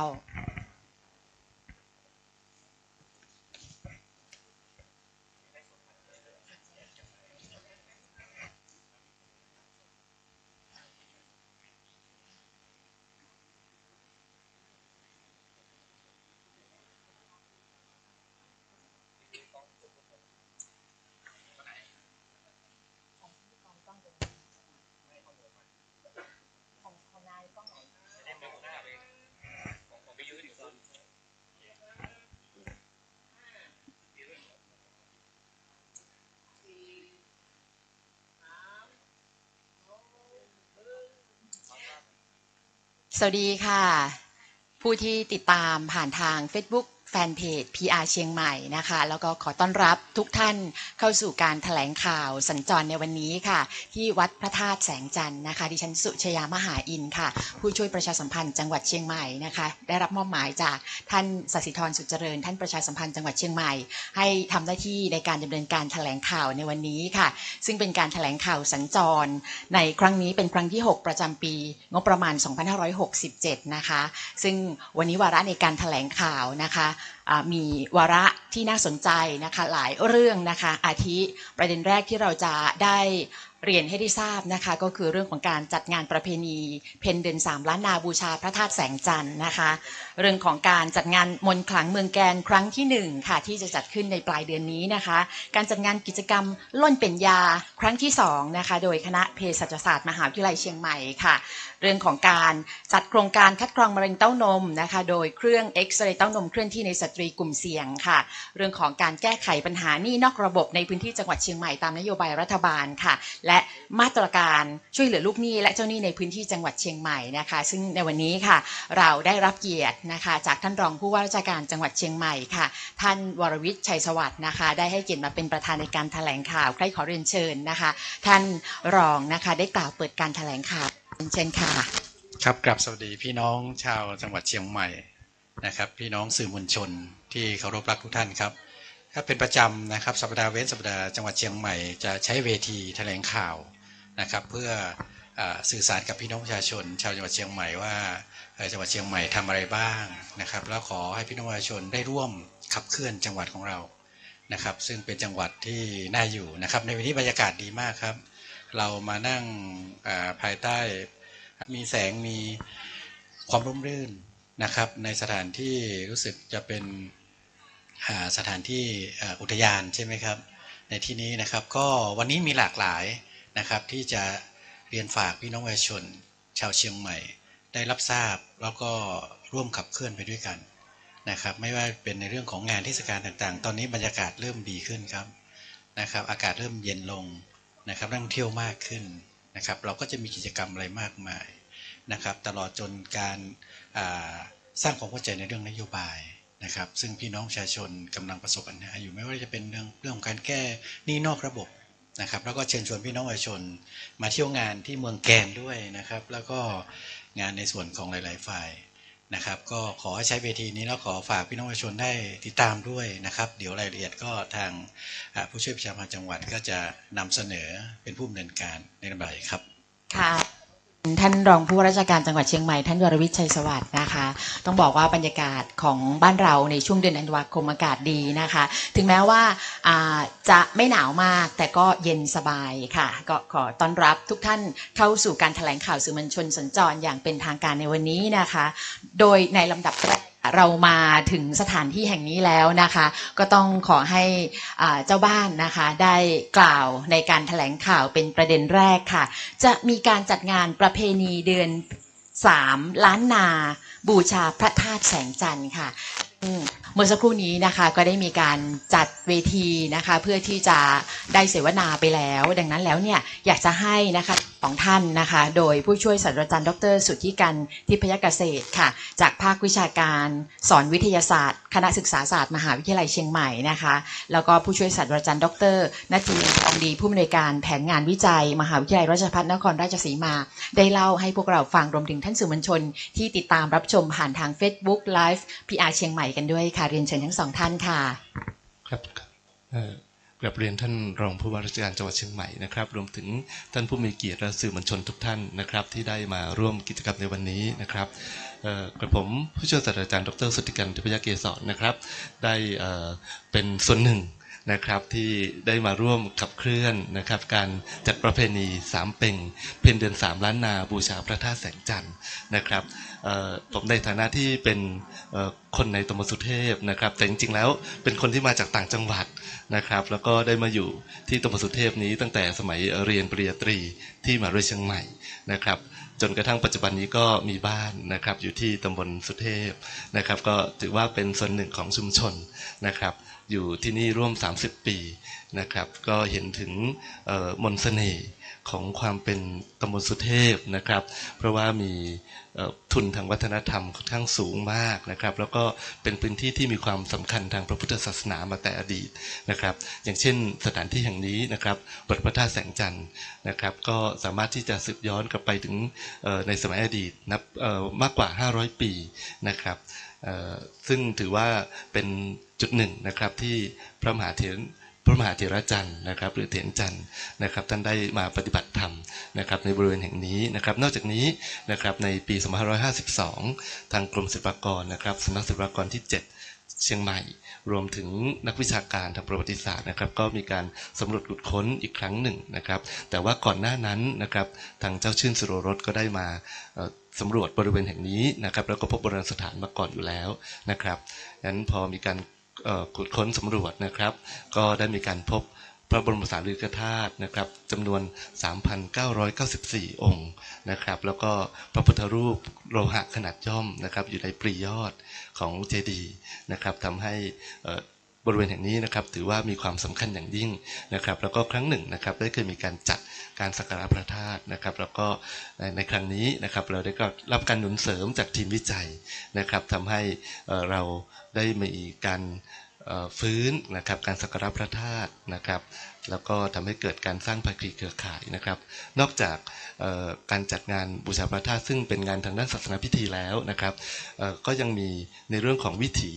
นะครับที่ทุกท่านเมื่อมาร่วมงานครั้งนี้นะครับก็จะได้เห็นถึงวิถีความเป็นล้านนาวิถีของตำบลสุเทพนะครับเพราะว่าส่วนหนึ่งที่ทำให้ผมไม่สามารถไปไหนได้ก็เพราะเสน่ห์ความเป็นวิถีนะครับของชาวตำบลสุเทพนะครับยังคงเป็นชุมชนนะครับถึงแม้จะอยู่ใกล้เวียงเชียงใหม่ใกล้กำแพงเมืองเชียงใหม่แต่ยังมีความเป็นชุมชนนะครับค่อนข้างสูงทีเดียวนะครับยังได้รับความอนุเคราะห์นะครับมีน้ำใจจากพ่ออุ้ยแม่อุ้ยนะครับยังมีอาหารท้องถิ่นนะครับที่ทำโดยฝีมือชาวบ้านให้เราได้รับประทานนะครับเพราะฉะนั้นในช่วงที่มีเทศกาลในวันที่ 25-28 ธันวาคมนะครับนอกจากจะได้มาร่วมบุญกันแล้วนะครับเรายังจะได้มาสัมผัสกับกลิ่นอายของความเป็นวิถีล้านนานะครับถึงเรื่องการแขวนโคมการสักการะบูชาโดยประทีปนะครับแล้วก็มีการฟ้อนนะครับแล้วก็มีอีกหลายสิ่งหลายอย่างที่ทุกท่านจะได้มาสัมผัสนะครับซึ่งสิ่งที่ขาดไม่ได้เลยก็คือการหนุนเสริมจากทางทีมงานวิจัยนะครับซึ่งเดี๋ยวจะขออนุญาตขอเรียนเชิญนะครับท่านอาจารย์โอของเรานะครับซึ่งเป็นหัวหน้าโครงการวิจัยเนี่ยได้พูดคุยนะครับว่าเป็นอย่างไรมาอย่างไรนะครับจึงได้มาหนุนเสริมที่ตำบลสุเทพแห่งนี้ซึ่งเป็นเพียงแค่1 ใน 2แห่งทั่วประเทศที่ทางทีมวิจัยได้มีการมาหนุนเสริมแล้วก็ขับเคลื่อนนะครับขออนุญาตเรียนเชิญอาจารย์โอต่อนะครับกราบขอบพระคุณท่านรองผู้ว่าราชการจังหวัดแขกผู้มีเกียรติแล้วก็สื่อมวลชนทุกท่านนะคะสำหรับการเดินทางมาของนักวิจัยในการทำงานร่วมกับชุมชนในครั้งนี้นะคะเรามีงานวิจัยที่มีโจทย์ในใจนะคะว่าการจัดงานเทศกาลแล้วก็งานเทศกาลต่างๆชุมชนสามารถทำเองได้ไหมนะคะอันที่2คือจัดงานเองได้ไหมนะคะเป็น organize เองได้ไหมยากไปไหมสำหรับที่ชุมชนจะทำนะคะก็เป็นโจทย์วิจัยที่เราคาดหวังว่างานวิจัยของเราจะไม่ขึ้นหิ่งนะคะเพราะว่ามีงานวิจัยหลายๆชิ้นที่ลงมาทำงานร่วมกับชุมชนแล้วผลงานวิจัยต่างๆก็ก่อให้เกิดประโยชน์กับชุมชนอย่างแท้จริงดังนั้นการทำงานในครั้งนี้นะคะเราใช้เวลาในการทำงานร่วมกับชุมชนนะคะ1 ปีที่ผ่านมานะคะจากคำว่าเทศกาลท้องถิ่นนะคะหรือว่าเทศกาลชุมชนหรือว่า local festival ที่เราดึงมาเป็นกลไกนะคะในการขับเคลื่อนเศรษฐกิจเชิงสร้างสรรค์ในท้องถิ่นแล้วก็ดึงเรื่องของ soft power ของท้องถิ่นนะคะในการที่จะผูกโยงนะคะกับการท่องเที่ยวงานเทศกาลในครั้งนี้จริงๆแล้วเราเข้ามาที่ตำบลสุเทพนะคะพื้นที่คาดหวังของเราในครั้งแรกก็คือตำบลสันลมจอยหมู่บ้านสันลมจอยนะคะซึ่งเป็นหมู่บ้านท่องเที่ยวอยู่แล้วแต่พอเราเข้ามาแล้วเนี่ยพบว่าพื้นที่ตำบลสุเทพมีมนต์เสน่ห์มากกว่าที่นักวิจัยได้ขอทุนมาตอนแรกนะคะดังนั้นแล้วเราจึงได้ขยายพื้นที่นะคะจากหมู่บ้านเดียวมาเป็นตำบลสุเทพและเราก็ได้ค้นพบนะคะว่าตำบลสุเทพมีมนต์เสน่ห์จริงๆนะคะโดยเฉพาะองค์พระธาตุนะคะที่อยู่เบื้องหลังนะคะของทุกท่านในครั้งนี้องค์พระธาตุนี้นะคะเป็นสิ่งผูกโยงความสามัคคีแล้วก็เทศกาลในครั้งนี้แล้วก็ทำให้งานเทศกาลเนี้ยประสบความสำเร็จพร้อมที่จะจัดงานสู่สายตานักท่องเที่ยวนะคะตั้งแต่วันที่25ถึงวันที่28ด้วยกลไกการทำงานของชุมชนอย่างแท้จริงนะคะที่ชุมชนแล้วก็ภาคีทุกภาคส่วนเข้ามามีส่วนร่วมกันคราวนี้ในส่วนของงานเทศกาลนะคะมีมนต์เสน่ห์อย่างไรที่จะเชิญชวนทุกท่านมามนต์เสน่ห์แรกที่อยากเชิญชวนทุกท่านมาก็คือเพ็งเดือน3นะคะจะเป็นบุญส่งท้ายปีนะคะที่ชาวตำบลสุเทพอยากเชิญชวนทุกท่านมาทำบุญร่วมที่นี่เราจะมีงานประเพณีนะคะการตักบาตรนะคะพระอุปคุตร่วมกันนะคะแล้วก็เราจะมีการแห่นะคะพระบรมสารีริกธาตุนะคะมาให้กับทุกท่านนะคะได้บูชานะคะที่นี่แล้วก็จะมีประเพณีต่างๆที่เกี่ยวข้องนอกเหนือจากนี้เรายังได้รับความร่วมมือนะคะจากภาคเอกชนนะคะ1ในทั้ง3ที่นะคะ1ก็คือร้านลามูคาเฟ่ร้านลามูคาเฟ่เป็นร้านที่ทุกท่านแล้วก็นักท่องเที่ยวหลายๆคนรู้จักในช่วง 25-28 จะมีเมนูพิเศษนะคะสำหรับนักท่องเที่ยวที่อยากจะมาสร้างความรักแล้วก็ความศรัทธาร่วมกันนะคะความรักและความศรัทธาในที่นี้ก็จะสื่อออกมาในเรื่องของอาหารท่านจะได้พบกับอาหารแล้วก็เครื่องดื่มนะคะที่จะทางร้านเองจะรังสรรค์เข้าสู่เทศกาลนี้ร่วมกับเราที่2นะคะที่เป็นภาคเอกชนในพื้นที่ก็คือบ้านข้างวัด ทุกท่านนักท่องเที่ยวหลายๆท่านรู้จักบ้านข้างวัดในครั้งนี้นะคะบ้านข้างวัดได้ร่วมกับเราโดยการให้พื้นที่นะคะในการที่จะมีกาดม้งนะคะซึ่งม้งที่อยู่บนดอยปุยนะคะแล้วก็การแสดงต่างๆนะคะจะลงมาที่บ้านข้างวัดตั้งแต่วันที่25นะคะถึงวันที่28มีทั้งกาดม้งมีการแสดงแล้วก็มีการละเล่นจริงๆคอนเซปต์ของบริเวณบ้านข้างวัดที่เราดึงมาก็คือลมหายใจที่เหือดแห้งนะคะหรือว่าลมหายใจที่กำลังจะหายไปของวัฒนธรรมหรือว่ากลุ่มชาติพันธุ์ของชนเผ่าที่อยู่ในตำบลสุเทพเราจึงอยากให้นักท่องเที่ยวแล้วก็หลายๆคนได้เข้ามาซาบซึ้งนะคะกับวิถีวัฒนธรรมนะคะอีกพื้นที่หนึ่งนะคะก็คือกาดใต้แสงจันทร์หรือว่ากาดแสงจันทร์นะคะเราจะจัดที่ลานดินนะคะซึ่งเราก็ได้รับความอนุเคราะห์จากภาคเอกชนก็จะเป็นการทำงานร่วมกันนะคะของตำบลสุเทพนะคะที่เชื่อมโยงนะคะพื้นที่ศาสนานะคะไปสู่กิจกรรมต่างๆที่จะเกิดขึ้นนะคะด้านบริเวณที่เกี่ยวข้องกับผู้ประกอบการแล้วก็เชื่อว่า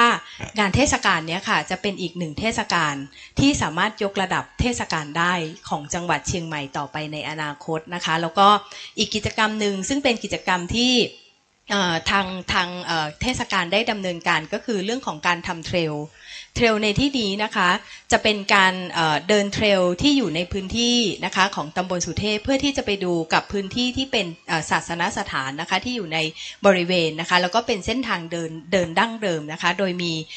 ผู้เชี่ยวชาญนะคะที่จะเดินเทรลไปกับเราแล้วก็เล่าเรื่องต่างๆแล้วก็ท้ายที่สุดนะคะในวันที่26นะคะเราจะมีการแสดงแสงสีเสียงนะคะบริเวณนี้นะคะก็จะเป็นเรื่องเล่า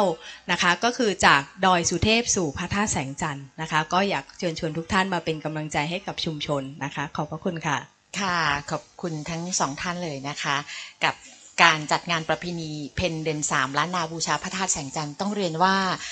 ซอยวัดอุโมงค์นี้นะคะเป็นจุดเช็คอินนะคะนักท่องเที่ยวนะคะมาเที่ยวมากกว่าคนในพื้นที่อีกนะคะดังนั้นแล้วเนี่ยเราเห็นภาพเทศกาลที่จะเกิดขึ้นนะคะทั้งเรื่องของศาสนาวัฒนธรรมอาหารนะคะการแสดงการละเล่นต่างๆแล้วเนี่ยก็ตื่นเต้นนะคะอยากจะให้ถึงวันนั้นเร็วๆนะคะก็อยากมาเยี่ยมชมค่ะให้ท่านรองได้กล่าวสักเล็กน้อยนะคะก่อนที่เราจะไปประเด็นอื่นๆท่านสื่อมวลชนท่านอื่นนะคะที่ติดตามผ่านทาง Facebook นะคะจะมีคำถามก็พิมพ์เข้ามาในช่องคอมเมนต์ได้ค่ะหรือท่านใดนะคะมีคำถามก็สามารถที่จะยกมือในระหว่างที่เราพูดคุยแถลงข่าวกันไปได้เลยนะคะท่านรองเคยมาเที่ยวไหมคะซอยนี้ยังไม่เคยมาแล้วคิดว่าน่าจะมาอีกนะฮะเพราะว่าเป็นบรรยากาศและเป็นเรื่องของถ้ามาที่นี่มันก็ได้หลายอย่างโดยเฉพาะแบบซอฟต์พาวเวอร์ที่ทางเชียงใหม่เองนะครับโดยท่านผู้ว่าการจังหวัดได้สนับสนุนนะครับเป็นวิถีของคนสุเทพนะครับที่มีอะไรมากมายนะครับน่าค้นหาแล้วก็เป็นสิ่งที่ถ้าเรามาเนี่ยผมมั่นใจว่าจะประทับใจแน่นอนโดยเฉพาะงานใช่ไหมฮะจัดทั้งหมดประมาณกี่วันเนี่ย25 ถึง 28นะครับมาก็จะครบเครื่องหมดนะครับมาชิมมาชมมีช็อปด้วยหรือเปล่าครับนะมีขายสินค้าด้วยนะครับซึ่งเป็นสินค้าในพื้นที่เรานะครับนะแล้วก็รวมทำบุญด้วยนะครับส่งท้ายปีท่านก็จะได้พบแต่สิ่งดีๆแล้วเชิญชวนนะครับมาเที่ยวครับค่ะขอบคุณค่ะงานมีถึงวันที่28นะคะหลังจากนั้น29ถึงวันที่2 มกราคมค่ะท่านรองแล้วก็ท่านสื่อมวลชนคะจะมีงานมนต์ขลังเมืองแกนซึ่งจัดเป็นครั้งแรกนะคะก็อยากจะให้ท่านนายกเทศมนตรีเมืองแกนพัฒนาค่ะท่านประพันธ์ชัยอินตาพร้อมทั้งคุณนรำพาจะงามปลัดเทศบาลเมืองแกนพัฒนานะคะได้พูดถึงกิจกรรมนี้ค่ะเรียนเชิญค่ะครับท่านรองผู้ว่าราชการจังหวัดนะครับท่านแขกผู้มีเกียรติที่เคารพทุกท่านนะครับท่านสื่อมวลชนนะครับงานมนต์ขลังเมืองแกนก็มีโจทย์ของตัวเองนะครับซึ่งเราจัดงานหนาวนี้ที่เมืองแกนมาเนี่ย13 ปีที่ผ่านมานะครับจัดมาแล้วเนี่ยนะครับมันก็มีเรื่องของการท่องเที่ยวอยู่ตลอดแต่ความยั่งยืนในพื้นที่นะครับการดูแลระบบนิเวศในพื้นที่เรามองว่าปีนี้เนี่ยเราเริ่มต้นงานมนต์ขลังเมืองแกนครั้งที่1เนี่ยเพราะเหตุผลที่ว่าเราต้องการให้พื้นที่ได้มีการ บริหารจัดการนะครับนั่นก็คือมีเรื่องของ Green แล้วก็ Queen และ and Healthy นะครับนั่นก็คือเป็นโจทย์ที่ผมเข้ามาบริหารแล้วเนี่ยเรามองว่าเรื่องของพื้นที่สีเขียวเรื่องของความสะอาดเรื่องของสุขภาพที่จะตามมานะครับแล้วเรื่องของอาหารปลอดภัยในพื้นที่เนี่ยเรามองว่า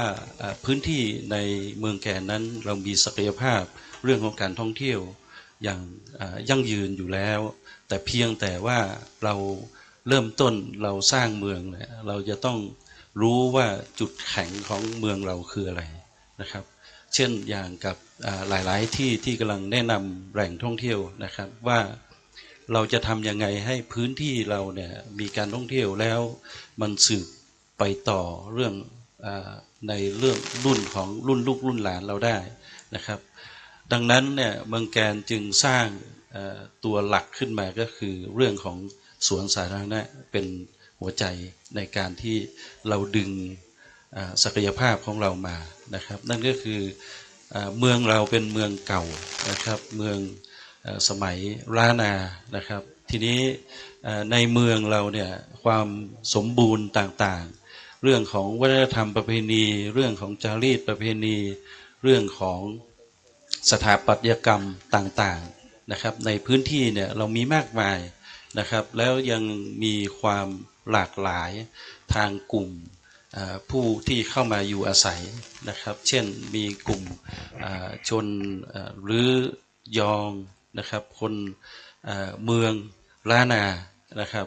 ซึ่งสิ่งต่างๆเหล่านี้โยงไปถึงวัฒนธรรมการกินนะครับเช่นอย่างที่ผมนำมาเสนอนะฮะก็มีจะเห็นได้ว่าอาหารก็หลากหลายนะครับแล้วอาหารเนี่ยส่วนใหญ่แล้วต้องบอกว่าปลอดภัยละนะครับเพราะผมเองเนี่ยลูกศิษย์แม่โจ้นะครับแล้วเราได้ทำ MOU ร่วมกันนะครับแปลงเกษตรต่างๆที่จะขึ้นมาอยู่ในแบรนด์ของเมืองแกนได้ณตอนนี้เนี่ยผมเข้ามาเป็นผู้บริหารผมทำแบรนด์ของเมืองแกนนะครับนั่นก็คือสร้างสัญลักษณ์ที่เกิดขึ้นโดยที่เราผลักดันและขับเคลื่อนโดยองค์กรของเราเองนะครับทีนี้เนี่ยหลังจากที่เราขับเคลื่อนไปแล้วเนี่ยนะครับเรามองเห็นว่าชุมชนจะมีพื้นที่เรื่องของการฟื้นฟูทางด้านเศรษฐกิจนะครับเราตั้งวัตถุประสงค์ว่าเราจะทำยังไงให้ชุมชนเราเกิดรายได้นะครับแล้วก็ขับเคลื่อนโดยวิถีของชุมชนนะครับดังนั้นเนี่ยเป้าหมายต่อมาผมก็เลยได้สร้างเรื่องของตลาด3ฝั่งแกนขึ้นมานะครับตลาด3ฝั่งแกนเราจัดสร้างขึ้นมาเนี่ยเราทำในพื้นที่ที่ติดกับสวนสาธารณะแห่งใหม่เราเนี่ยนะครับแล้วพื้นที่เส้นทางนี้ทั้งหมดเนี่ยจะกลายเป็นถนนวัฒนธรรมในอนาคตด้วยนะครับในงานมนต์ขลังเมืองแกนเนี่ยจะมีเรื่องของการใช้ฝีปากของคนล้านนาหรือคนพื้นเมืองเราเนี่ยนะฮะได้เล่าเรื่องข้าวห้ำนะครับข้าวห้ำก็มาจากการสืบทอดภูมิปัญญาท้องถิ่นนะครับแล้วก็ยังมีเรื่องของซอพื้นเมืองนะครับวัฒนธรรมที่หลากหลายในถนนเส้นนี้จะนำเสนอกับท่านตั้งแต่วันที่29จนถึง2 มกราคมซึ่งเป็นอยู่ในช่วงของวันหยุดนะครับการส่งเสริมการท่องเที่ยวครั้งนี้เนี่ยเรามองว่าหลังจากที่เราส่งเสริมไปแล้วนะครับตลาดที่อยู่คู่กับคนเมืองแกนสวนสาธารณะที่อยู่คู่กับคนเมืองแกนจะส่งผลไปสู่เรื่องของสุขภาพนะครับเรื่องอาหารปลอดภัยที่จะตามมาแล้วแบรนด์เมืองแกนก็จะเป็นตัวที่นำเสนอไปสู่ตลาดอีกตลาดหนึ่งนะครับซึ่งจะเป็นเรื่องของออนไลน์เรื่องอะไรต่างๆตามมาทั้งหมดนะครับดังนั้นวิถีชีวิตของคนเมืองแกนจะถูกนำเสนอมันเรามีข่วงวิถีนะครับมีพื้นที่ที่ให้คนในจังหวัดเชียงใหม่และคนทั่วทั้งประเทศนะครับหรือชาวต่างประเทศได้มาสัมผัสเรามีสวนของพระเทพที่ผมสร้างขึ้นมาก็คือในเรื่องของสวนสมุนไพรแต่เรายกสวนสมุนไพรที่อยู่ในพื้นที่เราเนี่ย3 ไร่กว่าเนี่ยเรายกระดับเขาขึ้นก็คือเราใช้สมุนไพรในสวนแห่งนี้นะครับแล้วเรานำมา ทำเป็นอาหารนะครับที่จะให้นักท่องเที่ยวได้ทดลองชิมนะครับมีการอบนวดสมุนไพรมีการใช้สมุนไพรทุกวิถีทางในเรื่องของการที่จะอัพสมุนไพรล้านนาเราเนี่ยให้ยังจันลงอยู่คู่กับพื้นที่นะครับวัดวาอารามก็เยอะนะครับในเขตเทศบาลเมืองแก่นนะครับเป็นสถานที่ที่ต่อเนื่องในการท่องเที่ยวต่อยอดได้อีกเยอะนะครับแต่ทุกวันนี้แม้แต่ทัวร์ลงที่วัดบ้านเด่นสิริศรีเมืองแก่นนะครับทัวร์ลงทุกวันแต่ไม่รู้ว่าหลังจากที่เป็นลงที่วัดบ้านเด่นไม่รู้ว่าจะไปที่ไหนต่อ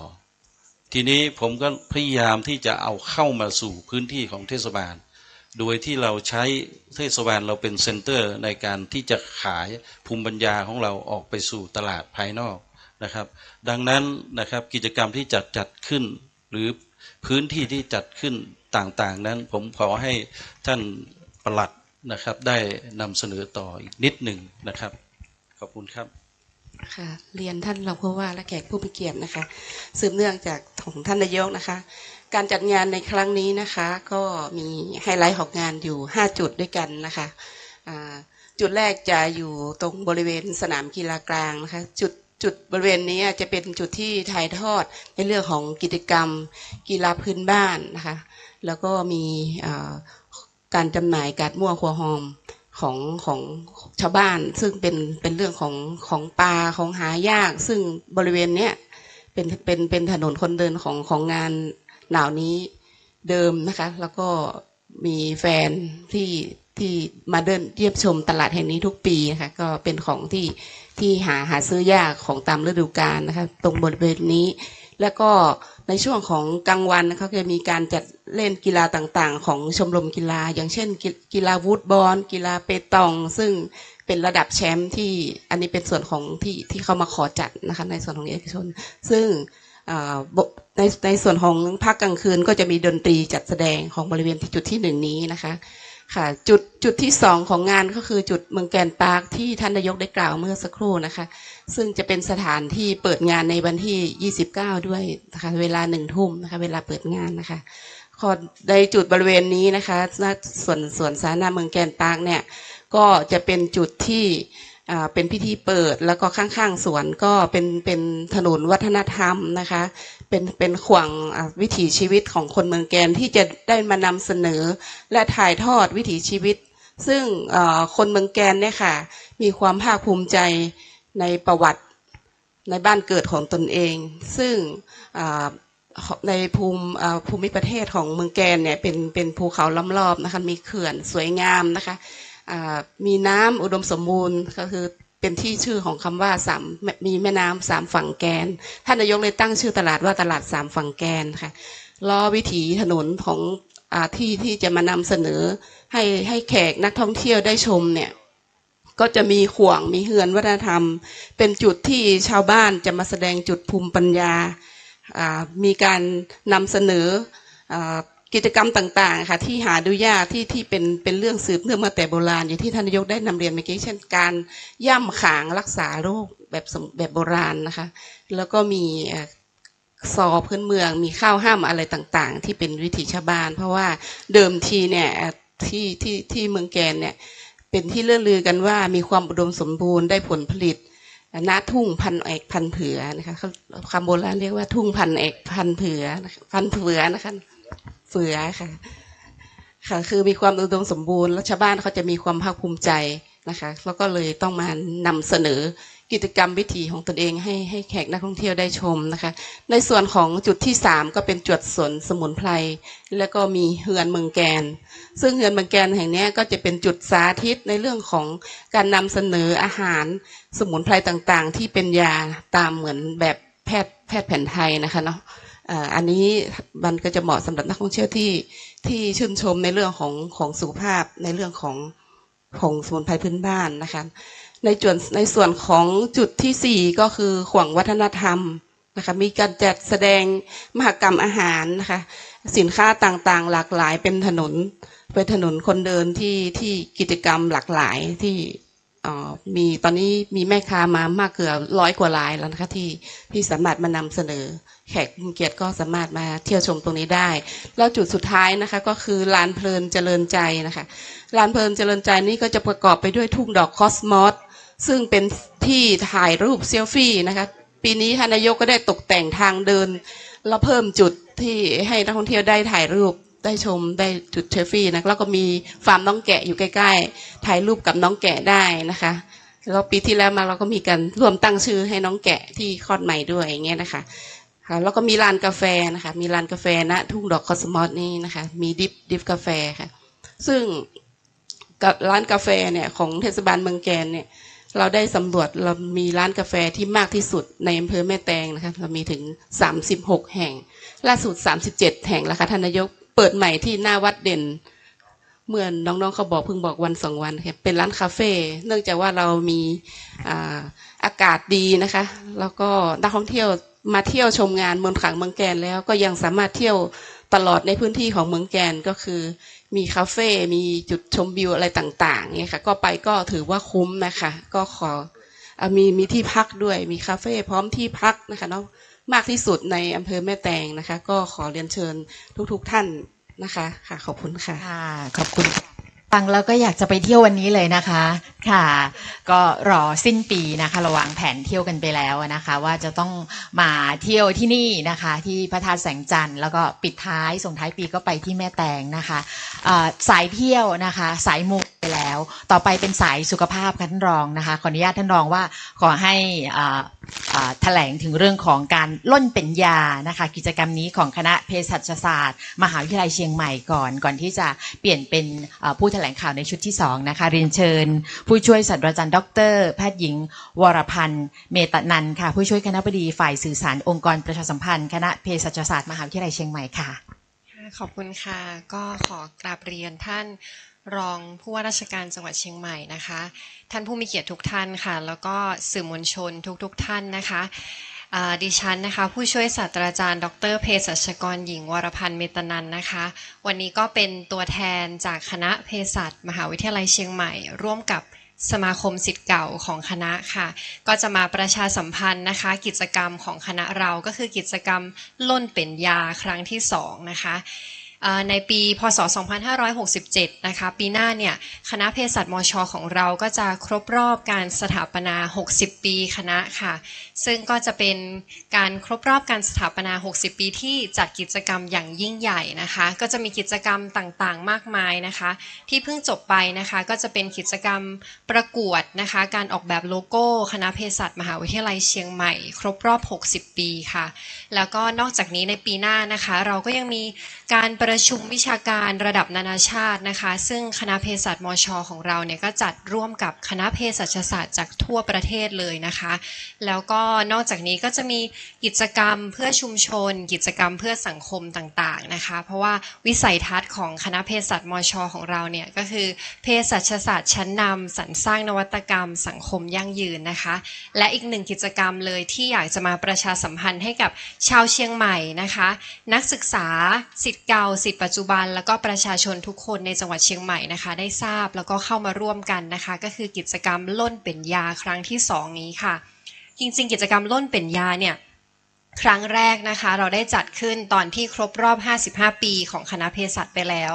ซึ่งก็ได้รับการตอบรับที่ดีมากเลยนะคะในครั้งที่2นี้เราก็เลยกลับมาอีกครั้งในช่วงของการครบรอบ60 ปีค่ะซึ่งกิจกรรมนี้นะคะก็จะจัดขึ้นในวันอาทิตย์ที่4 กุมภาพันธ์นะคะ2567ค่ะ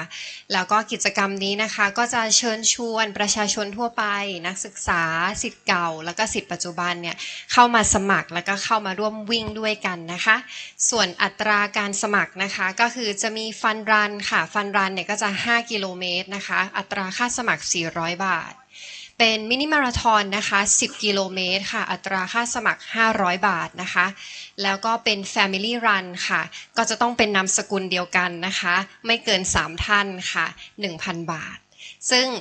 ทุกท่านนะคะที่สมัครก็จะได้เสื้อตัวนี้ไปเลยนะคะเป็นเสื้อที่เราออกแบบใหม่วันนี้ใส่มาด้วยนะคะเสื้อล่นเป็นยานะคะ ได้เสื้อตัวนี้ไปแล้วก็ท่านที่เข้าเส้นชัยนะคะก็จะรับเหรียญค่ะเป็นเหรียญ Limited Edition ของ60ปีเภสัชมช.ของเราค่ะแล้วก็พิเศษสุดๆเลยนะคะสำหรับท่านที่สมัครในรูปแบบของ VIP นะคะอัตราค่าสมัคร 1,500 บาททุกท่านจะได้รับเหรียญรับเสื้อแล้วก็ผ้าชวนล่นนะคะผ้าชวนล่นเดี๋ยวขออนุญาตโชว์ผ้าชวนล่นนิดนึงนะคะขอบพระคุณค่ะอาจารย์ค่ะเดี๋ยวขออนุญาตโชว์นิดนึงนะคะขอบพระคุณค่ะอาจารย์อันนี้จะเป็นเหรียญ Limited Edition นะคะ60ปีเภสัชมช.ของเรานะคะก็จะเป็นตราสัญลักษณ์60ปีเภสัชมช.ค่ะแล้วก็ผ้าชวนล่นนะคะผ้าชวนล่นเนี่ยจะได้เฉพาะผู้ที่สมัคร VIP แล้วก็ผู้ที่เข้าร่วมงานเนี่ยก็จะมีสามารถเข้ามาซื้อได้นะคะแต่ว่ามีจำนวนจำกัดมากๆเลยค่ะขอบพระคุณค่ะอาจารย์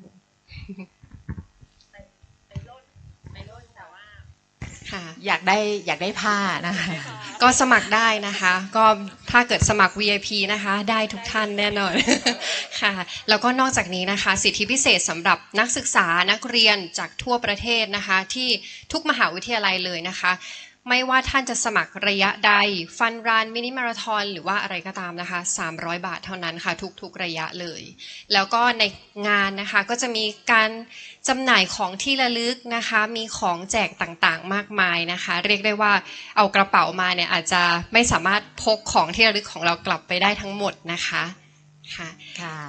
สำหรับช่องทางแล้วกันค่ะช่องทางในการสมัครนะคะก็ตอนนี้เนี่ยต้องรีบๆหน่อยนะคะเพราะว่าเราเนี่ยเปิดรับสมัครมาตั้งแต่ต้นเดือนนี้นะคะแล้วก็จะสิ้นสุดช่วงเวลาในการรับสมัครก็คือ31 ธันวาคม 2566 นี้แล้วนะคะช่องทางในการสมัครก็สามารถเข้าไปสมัครได้ที่ Facebook ล่นเป็นยานะคะแต่ว่าจะสะกดเป็นภาษาอังกฤษค่ะก็คือ LONPENYA นะคะหรือว่าจะติดต่อนะคะจากสมาคมศิษย์เก่าคณะเภสัชศาสตร์มหาวิทยาลัยเชียงใหม่ก็ได้ค่ะค่ะขอบคุณคุณหมอมากๆเลยนะคะแล้วก็ขอบคุณผู้แถลงข่าวทั้ง5ท่านด้วยนะคะเราจะเปลี่ยนนะคะไปสู่ช่วงที่2นะคะโดยในช่วงนี้ค่ะให้ท่านรองได้กล่าวสักเล็กน้อยนะคะผ่านไป3กิจกรรมแล้วนะคะขอบพระคุณทั้ง5ท่านนะคะผู้ช่วยศาสตราจารย์ดร.สุทธิกันทิพยเกษตรค่ะผู้ช่วยศาสตราจารย์ดร.ณัฐทินีทองดีค่ะแล้วก็ในส่วนของงานเมืองแกนนะคะท่านนายกเทศมนตรีเมืองแกนพัฒนาท่านปลัดเทศบาลเมืองแกนพัฒนาค่ะแล้วก็ท่านผู้ช่วยศาสตราจารย์ดร.แพทย์หญิงวรพันธ์เมตนันท์นะคะค่ะขอบพระคุณทั้ง5ท่านนะคะแล้วก็ขอเรียนเชิญนะคะในส่วนของการแถลงข่าวในเรื่องของโครงการคัดกรองมะเร็งเต้านมนะคะแล้วก็เรื่องของการแก้ไขปัญหาหนี้นอกระบบและมาตรการช่วยเหลือลูกหนี้นะคะได้มาประจำนะคะณบนเวทีนะคะในช่วงนี้ให้ท่านรองได้กล่าวนิดหนึ่งนะครับนิดหนึ่งค่ะถือไมค์แล้วไม่กล่าวไม่ได้นะครับก็อย่างนี้นะครับเรียนพี่น้องประชาชนชาวจังหวัดเชียงใหม่พี่น้องสื่อมวลชนนะครับและพี่น้องนักท่องเที่ยวที่รับฟังรับชมอยู่นะครับท่านมาเชียงใหม่ท่านได้เก็บความสุขออกไปจากเชียงใหม่แน่นอนนะครับความสุขแรกก็คือความสุขทางใจเห็นไหมครับท่านมานี้ท่านก็จะมีอีเวนต์มากมายนะครับเสร็จจากงานของขับเพนเดือน3นะครับ25 ถึง 28นะครับท่านก็ไปต่อที่มนต์ขลังเมืองแกนนะครับก่อนหน้านี้ท่านมาแล้วก็วันนี้ท่านเที่ยวได้นะครับเชียงใหม่เรามีชามมิ่งเชียงใหม่ฟลาวเวอร์เฟสติวัล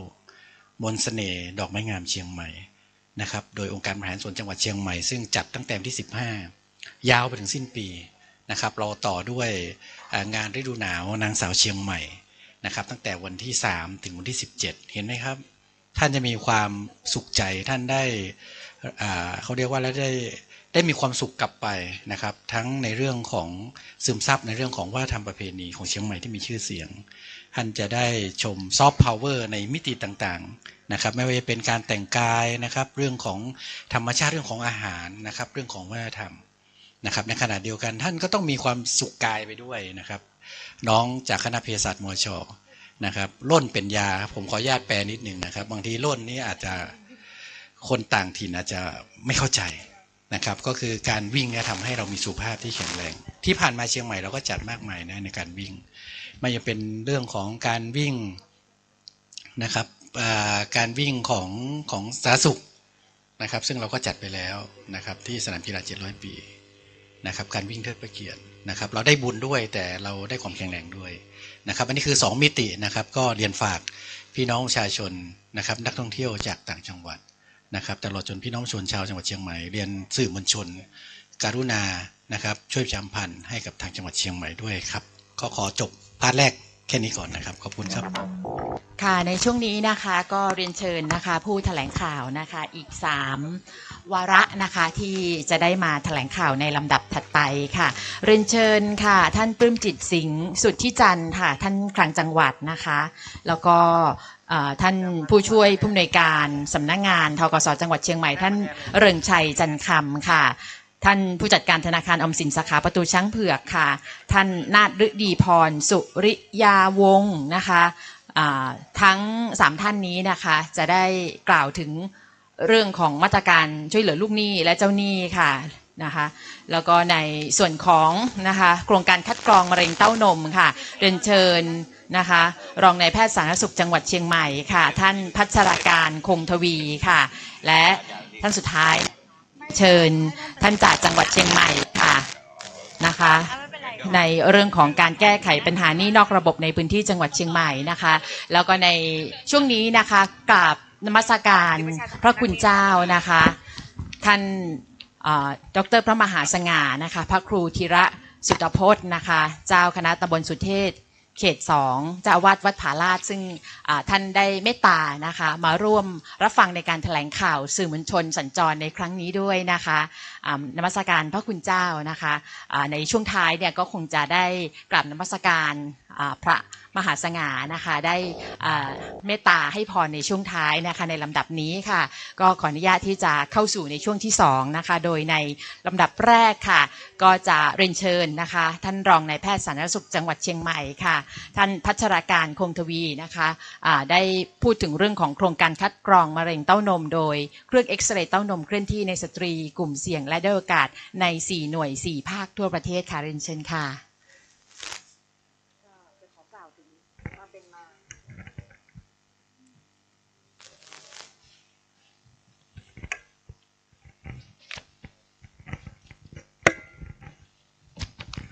ค่ะความเป็นมาของโครงการคัดกรองมะเร็งเต้านมด้วยเครื่องเอ็กซเรย์เคลื่อนที่ในสตรีกลุ่มด้อยโอกาสนะคะแล้วก็ที่อยู่ในทุรกันดารเป็นโครงการของพระบาทสมเด็จพระวชิรเกล้าเจ้าอยู่หัวที่ดำเนินการตั้งแต่สมัยพระองค์ท่านยังเป็นพระบรมโอรสาธิราชในปี 2557 นะคะเพื่อช่วยผู้หญิงที่อยู่ในทุรกันดารนมกันสูงที่สุดนะคะทุกปีจะมีผู้ป่วยเป็นมะเร็งเต้านมรายใหม่เนี่ย 22,000 กว่ารายนะคะแล้วก็เสียชีวิตอยู่ 8,000 กว่ารายซึ่งก็หมายถึงว่าใน1ชั่วโมงของเราเนี่ยนะคะจะมีหญิงไทยตายด้วยมะเร็งเต้านม1คนนะคะเพราะฉะนั้นเนี่ยก็เป็นความจำเป็นนะคะโครงการของพระวชิรเกล้าพระบาทสมเด็จพระวชิรเกล้าเจ้าอยู่หัวนี้ก็จะเคลื่อนที่ไปทุกภาคนะคะเพราะฉะนั้นในจังหวัดเชียงใหม่เนี่ยก็จะเริ่มต้นในกลางเดือนธันวาถึงกลางเดือนมกราวันที่25ธันวาถึงวันที่28ธันวานะคะก็จะขอเชิญชวนนะคะประชาชนจังหวัดเชียงใหม่มาร่วมกิจกรรมอันนี้นะคะซึ่งจะมีรถเอ็กซเรย์เคลื่อนที่จำนวนทั้งหมด4คันเดินทางมานะคะเราจะจัดที่เทศบาลท่าสาราอำเภอเมืองจังหวัดเชียงใหม่ท่านจะได้ร่วมกิจกรรมอันที่1ก็คือว่าการได้รับความรู้เรื่องมะเร็งเต้านมถึงสาเหตุแล้วก็การปฏิบัติตัวนะคะว่าจะทำอย่างไรถึงจะห่างไกลจากมะเร็งเต้านมนะคะอันที่2จะได้รับการสอนให้ตรวจมะเร็งเต้านมด้วยตนเองได้นะคะอันที่3จะได้รับการตรวจเต้านมจากเจ้าหน้าที่จากแพทย์นะคะอันที่4ก็คือได้รับการตรวจด้วยเครื่องแมมโมแกรมนะคะผู้รับบริการทั้งโครงการเนี่ยเราคาดว่าในจังหวัดเชียงใหม่เนี่ยจะมีผู้หญิงที่อยู่ในกลุ่มเสี่ยงเนี่ยนะคะมารับการตรวจแล้วก็ร่วมกิจกรรมกับเราประมาณ 5,000 คนนะคะโดยเราจัดทั้งหมด5จุดนะคะจะเริ่มต้นที่ฝาง เชียงดาวแล้วก็วันที่25-28นี่จะจัดที่อำเภอเมืองคือเทศบาลท่าสาราอำเภอเมืองจังหวัดเชียงใหม่นะคะแล้วก็กลางเดือนมกราก็จะจัดที่อำเภอสันกำแพงถัดจากนั้นก็จะจัดที่อำเภอฮอดก็จะกระจายตัวให้ไปอยู่สายต่างๆโซนต่างๆในเขตจังหวัดเชียงใหม่เพราะนั้นจึงขอเชิญชวนนะคะชาวเชียงใหม่มาร่วมกิจกรรมได้ตามวันเวลาที่แจ้งไว้ค่ะกิจกรรมนะคะที่สายสุขภาพนะคะก็ต้องดูแลโดยเฉพาะคุณสุภาพสตรีนะคะดังนั้นแล้วค่ะในวันนี้นะคะเราก็มีมิติที่หลากหลายนะคะขอบพระคุณคุณหมอมากๆเลยนะคะที่ได้มาแนะนำนะคะนอกเหนือจากในช่วงของการจัดกิจกรรมแล้วนะคะเราก็ยังสามารถที่จะตรวจเช็คนะคะในเรื่องของมะเร็งเต้านมได้นะคะในสถานที่ที่อยู่ในเขตสุขภาพใช่ไหมคะค่ะดังนั้นแล้วเนี่ยสำหรับท่านสื่อมวลชนนะคะแล้วก็ผู้ที่สนใจก็สามารถที่จะติดตามเข้าร่วมกิจกรรมกันได้ค่ะมาถึงอีกหนึ่งกิจกรรมนะคะในระหว่างนี้ค่ะถ้าหากว่ามีท่านสื่อมวลชนจะสอบถามคำถามนะคะหรือว่าจะฝากคำถามต่างๆไว้ที่ช่องคอมเมนต์นะคะสามารถที่จะฝากมาได้นะคะเราก็ยินดีที่จะสอบถามนะคะ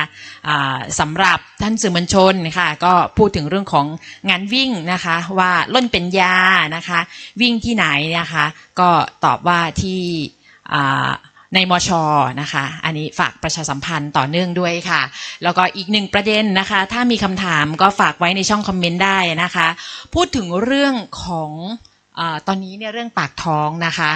ทั้งออมสินทั้งธกส.นะคะแล้วก็ทางฝ่ายปกครองค่ะวันนี้มาอยู่กับเราตรงนี้แล้วนะคะขอไปที่เรื่องของการแก้ไขปัญหาหนี้นอกระบบในพื้นที่จังหวัดเชียงใหม่ตามนโยบายของรัฐบาลเรามีการคิกออฟไปแล้วนะคะดังนั้นแล้วเนี่ยความคืบหน้าเป็นอย่างไรบ้างค่ะก็อยากที่จะให้ท่านจากจังหวัดนะคะว่าที่ร้อยตรีสมชายกะลูนะคะได้เล่าให้ฟังนะคะว่าเราหลังจากที่เราได้ขับเคลื่อนไปแล้วตามนโยบายของรัฐบาลเป็นยังไงบ้างพี่น้องประชาชนนะคะได้เข้ามาปรึกษามากน้อยอย่างไรค่ะเรียนเชิญค่ะ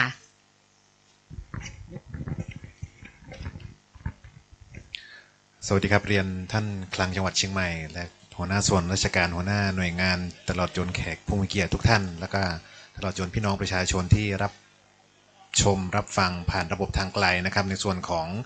การแก้ไขปัญหานี่นอกระบบนะครับตามที่พวกเราทราบกันอยู่แล้วนะครับว่าเป็นนโยบายสำคัญเร่งด่วนของรัฐบาลแล้วก็รัฐบาลกำหนดเป็น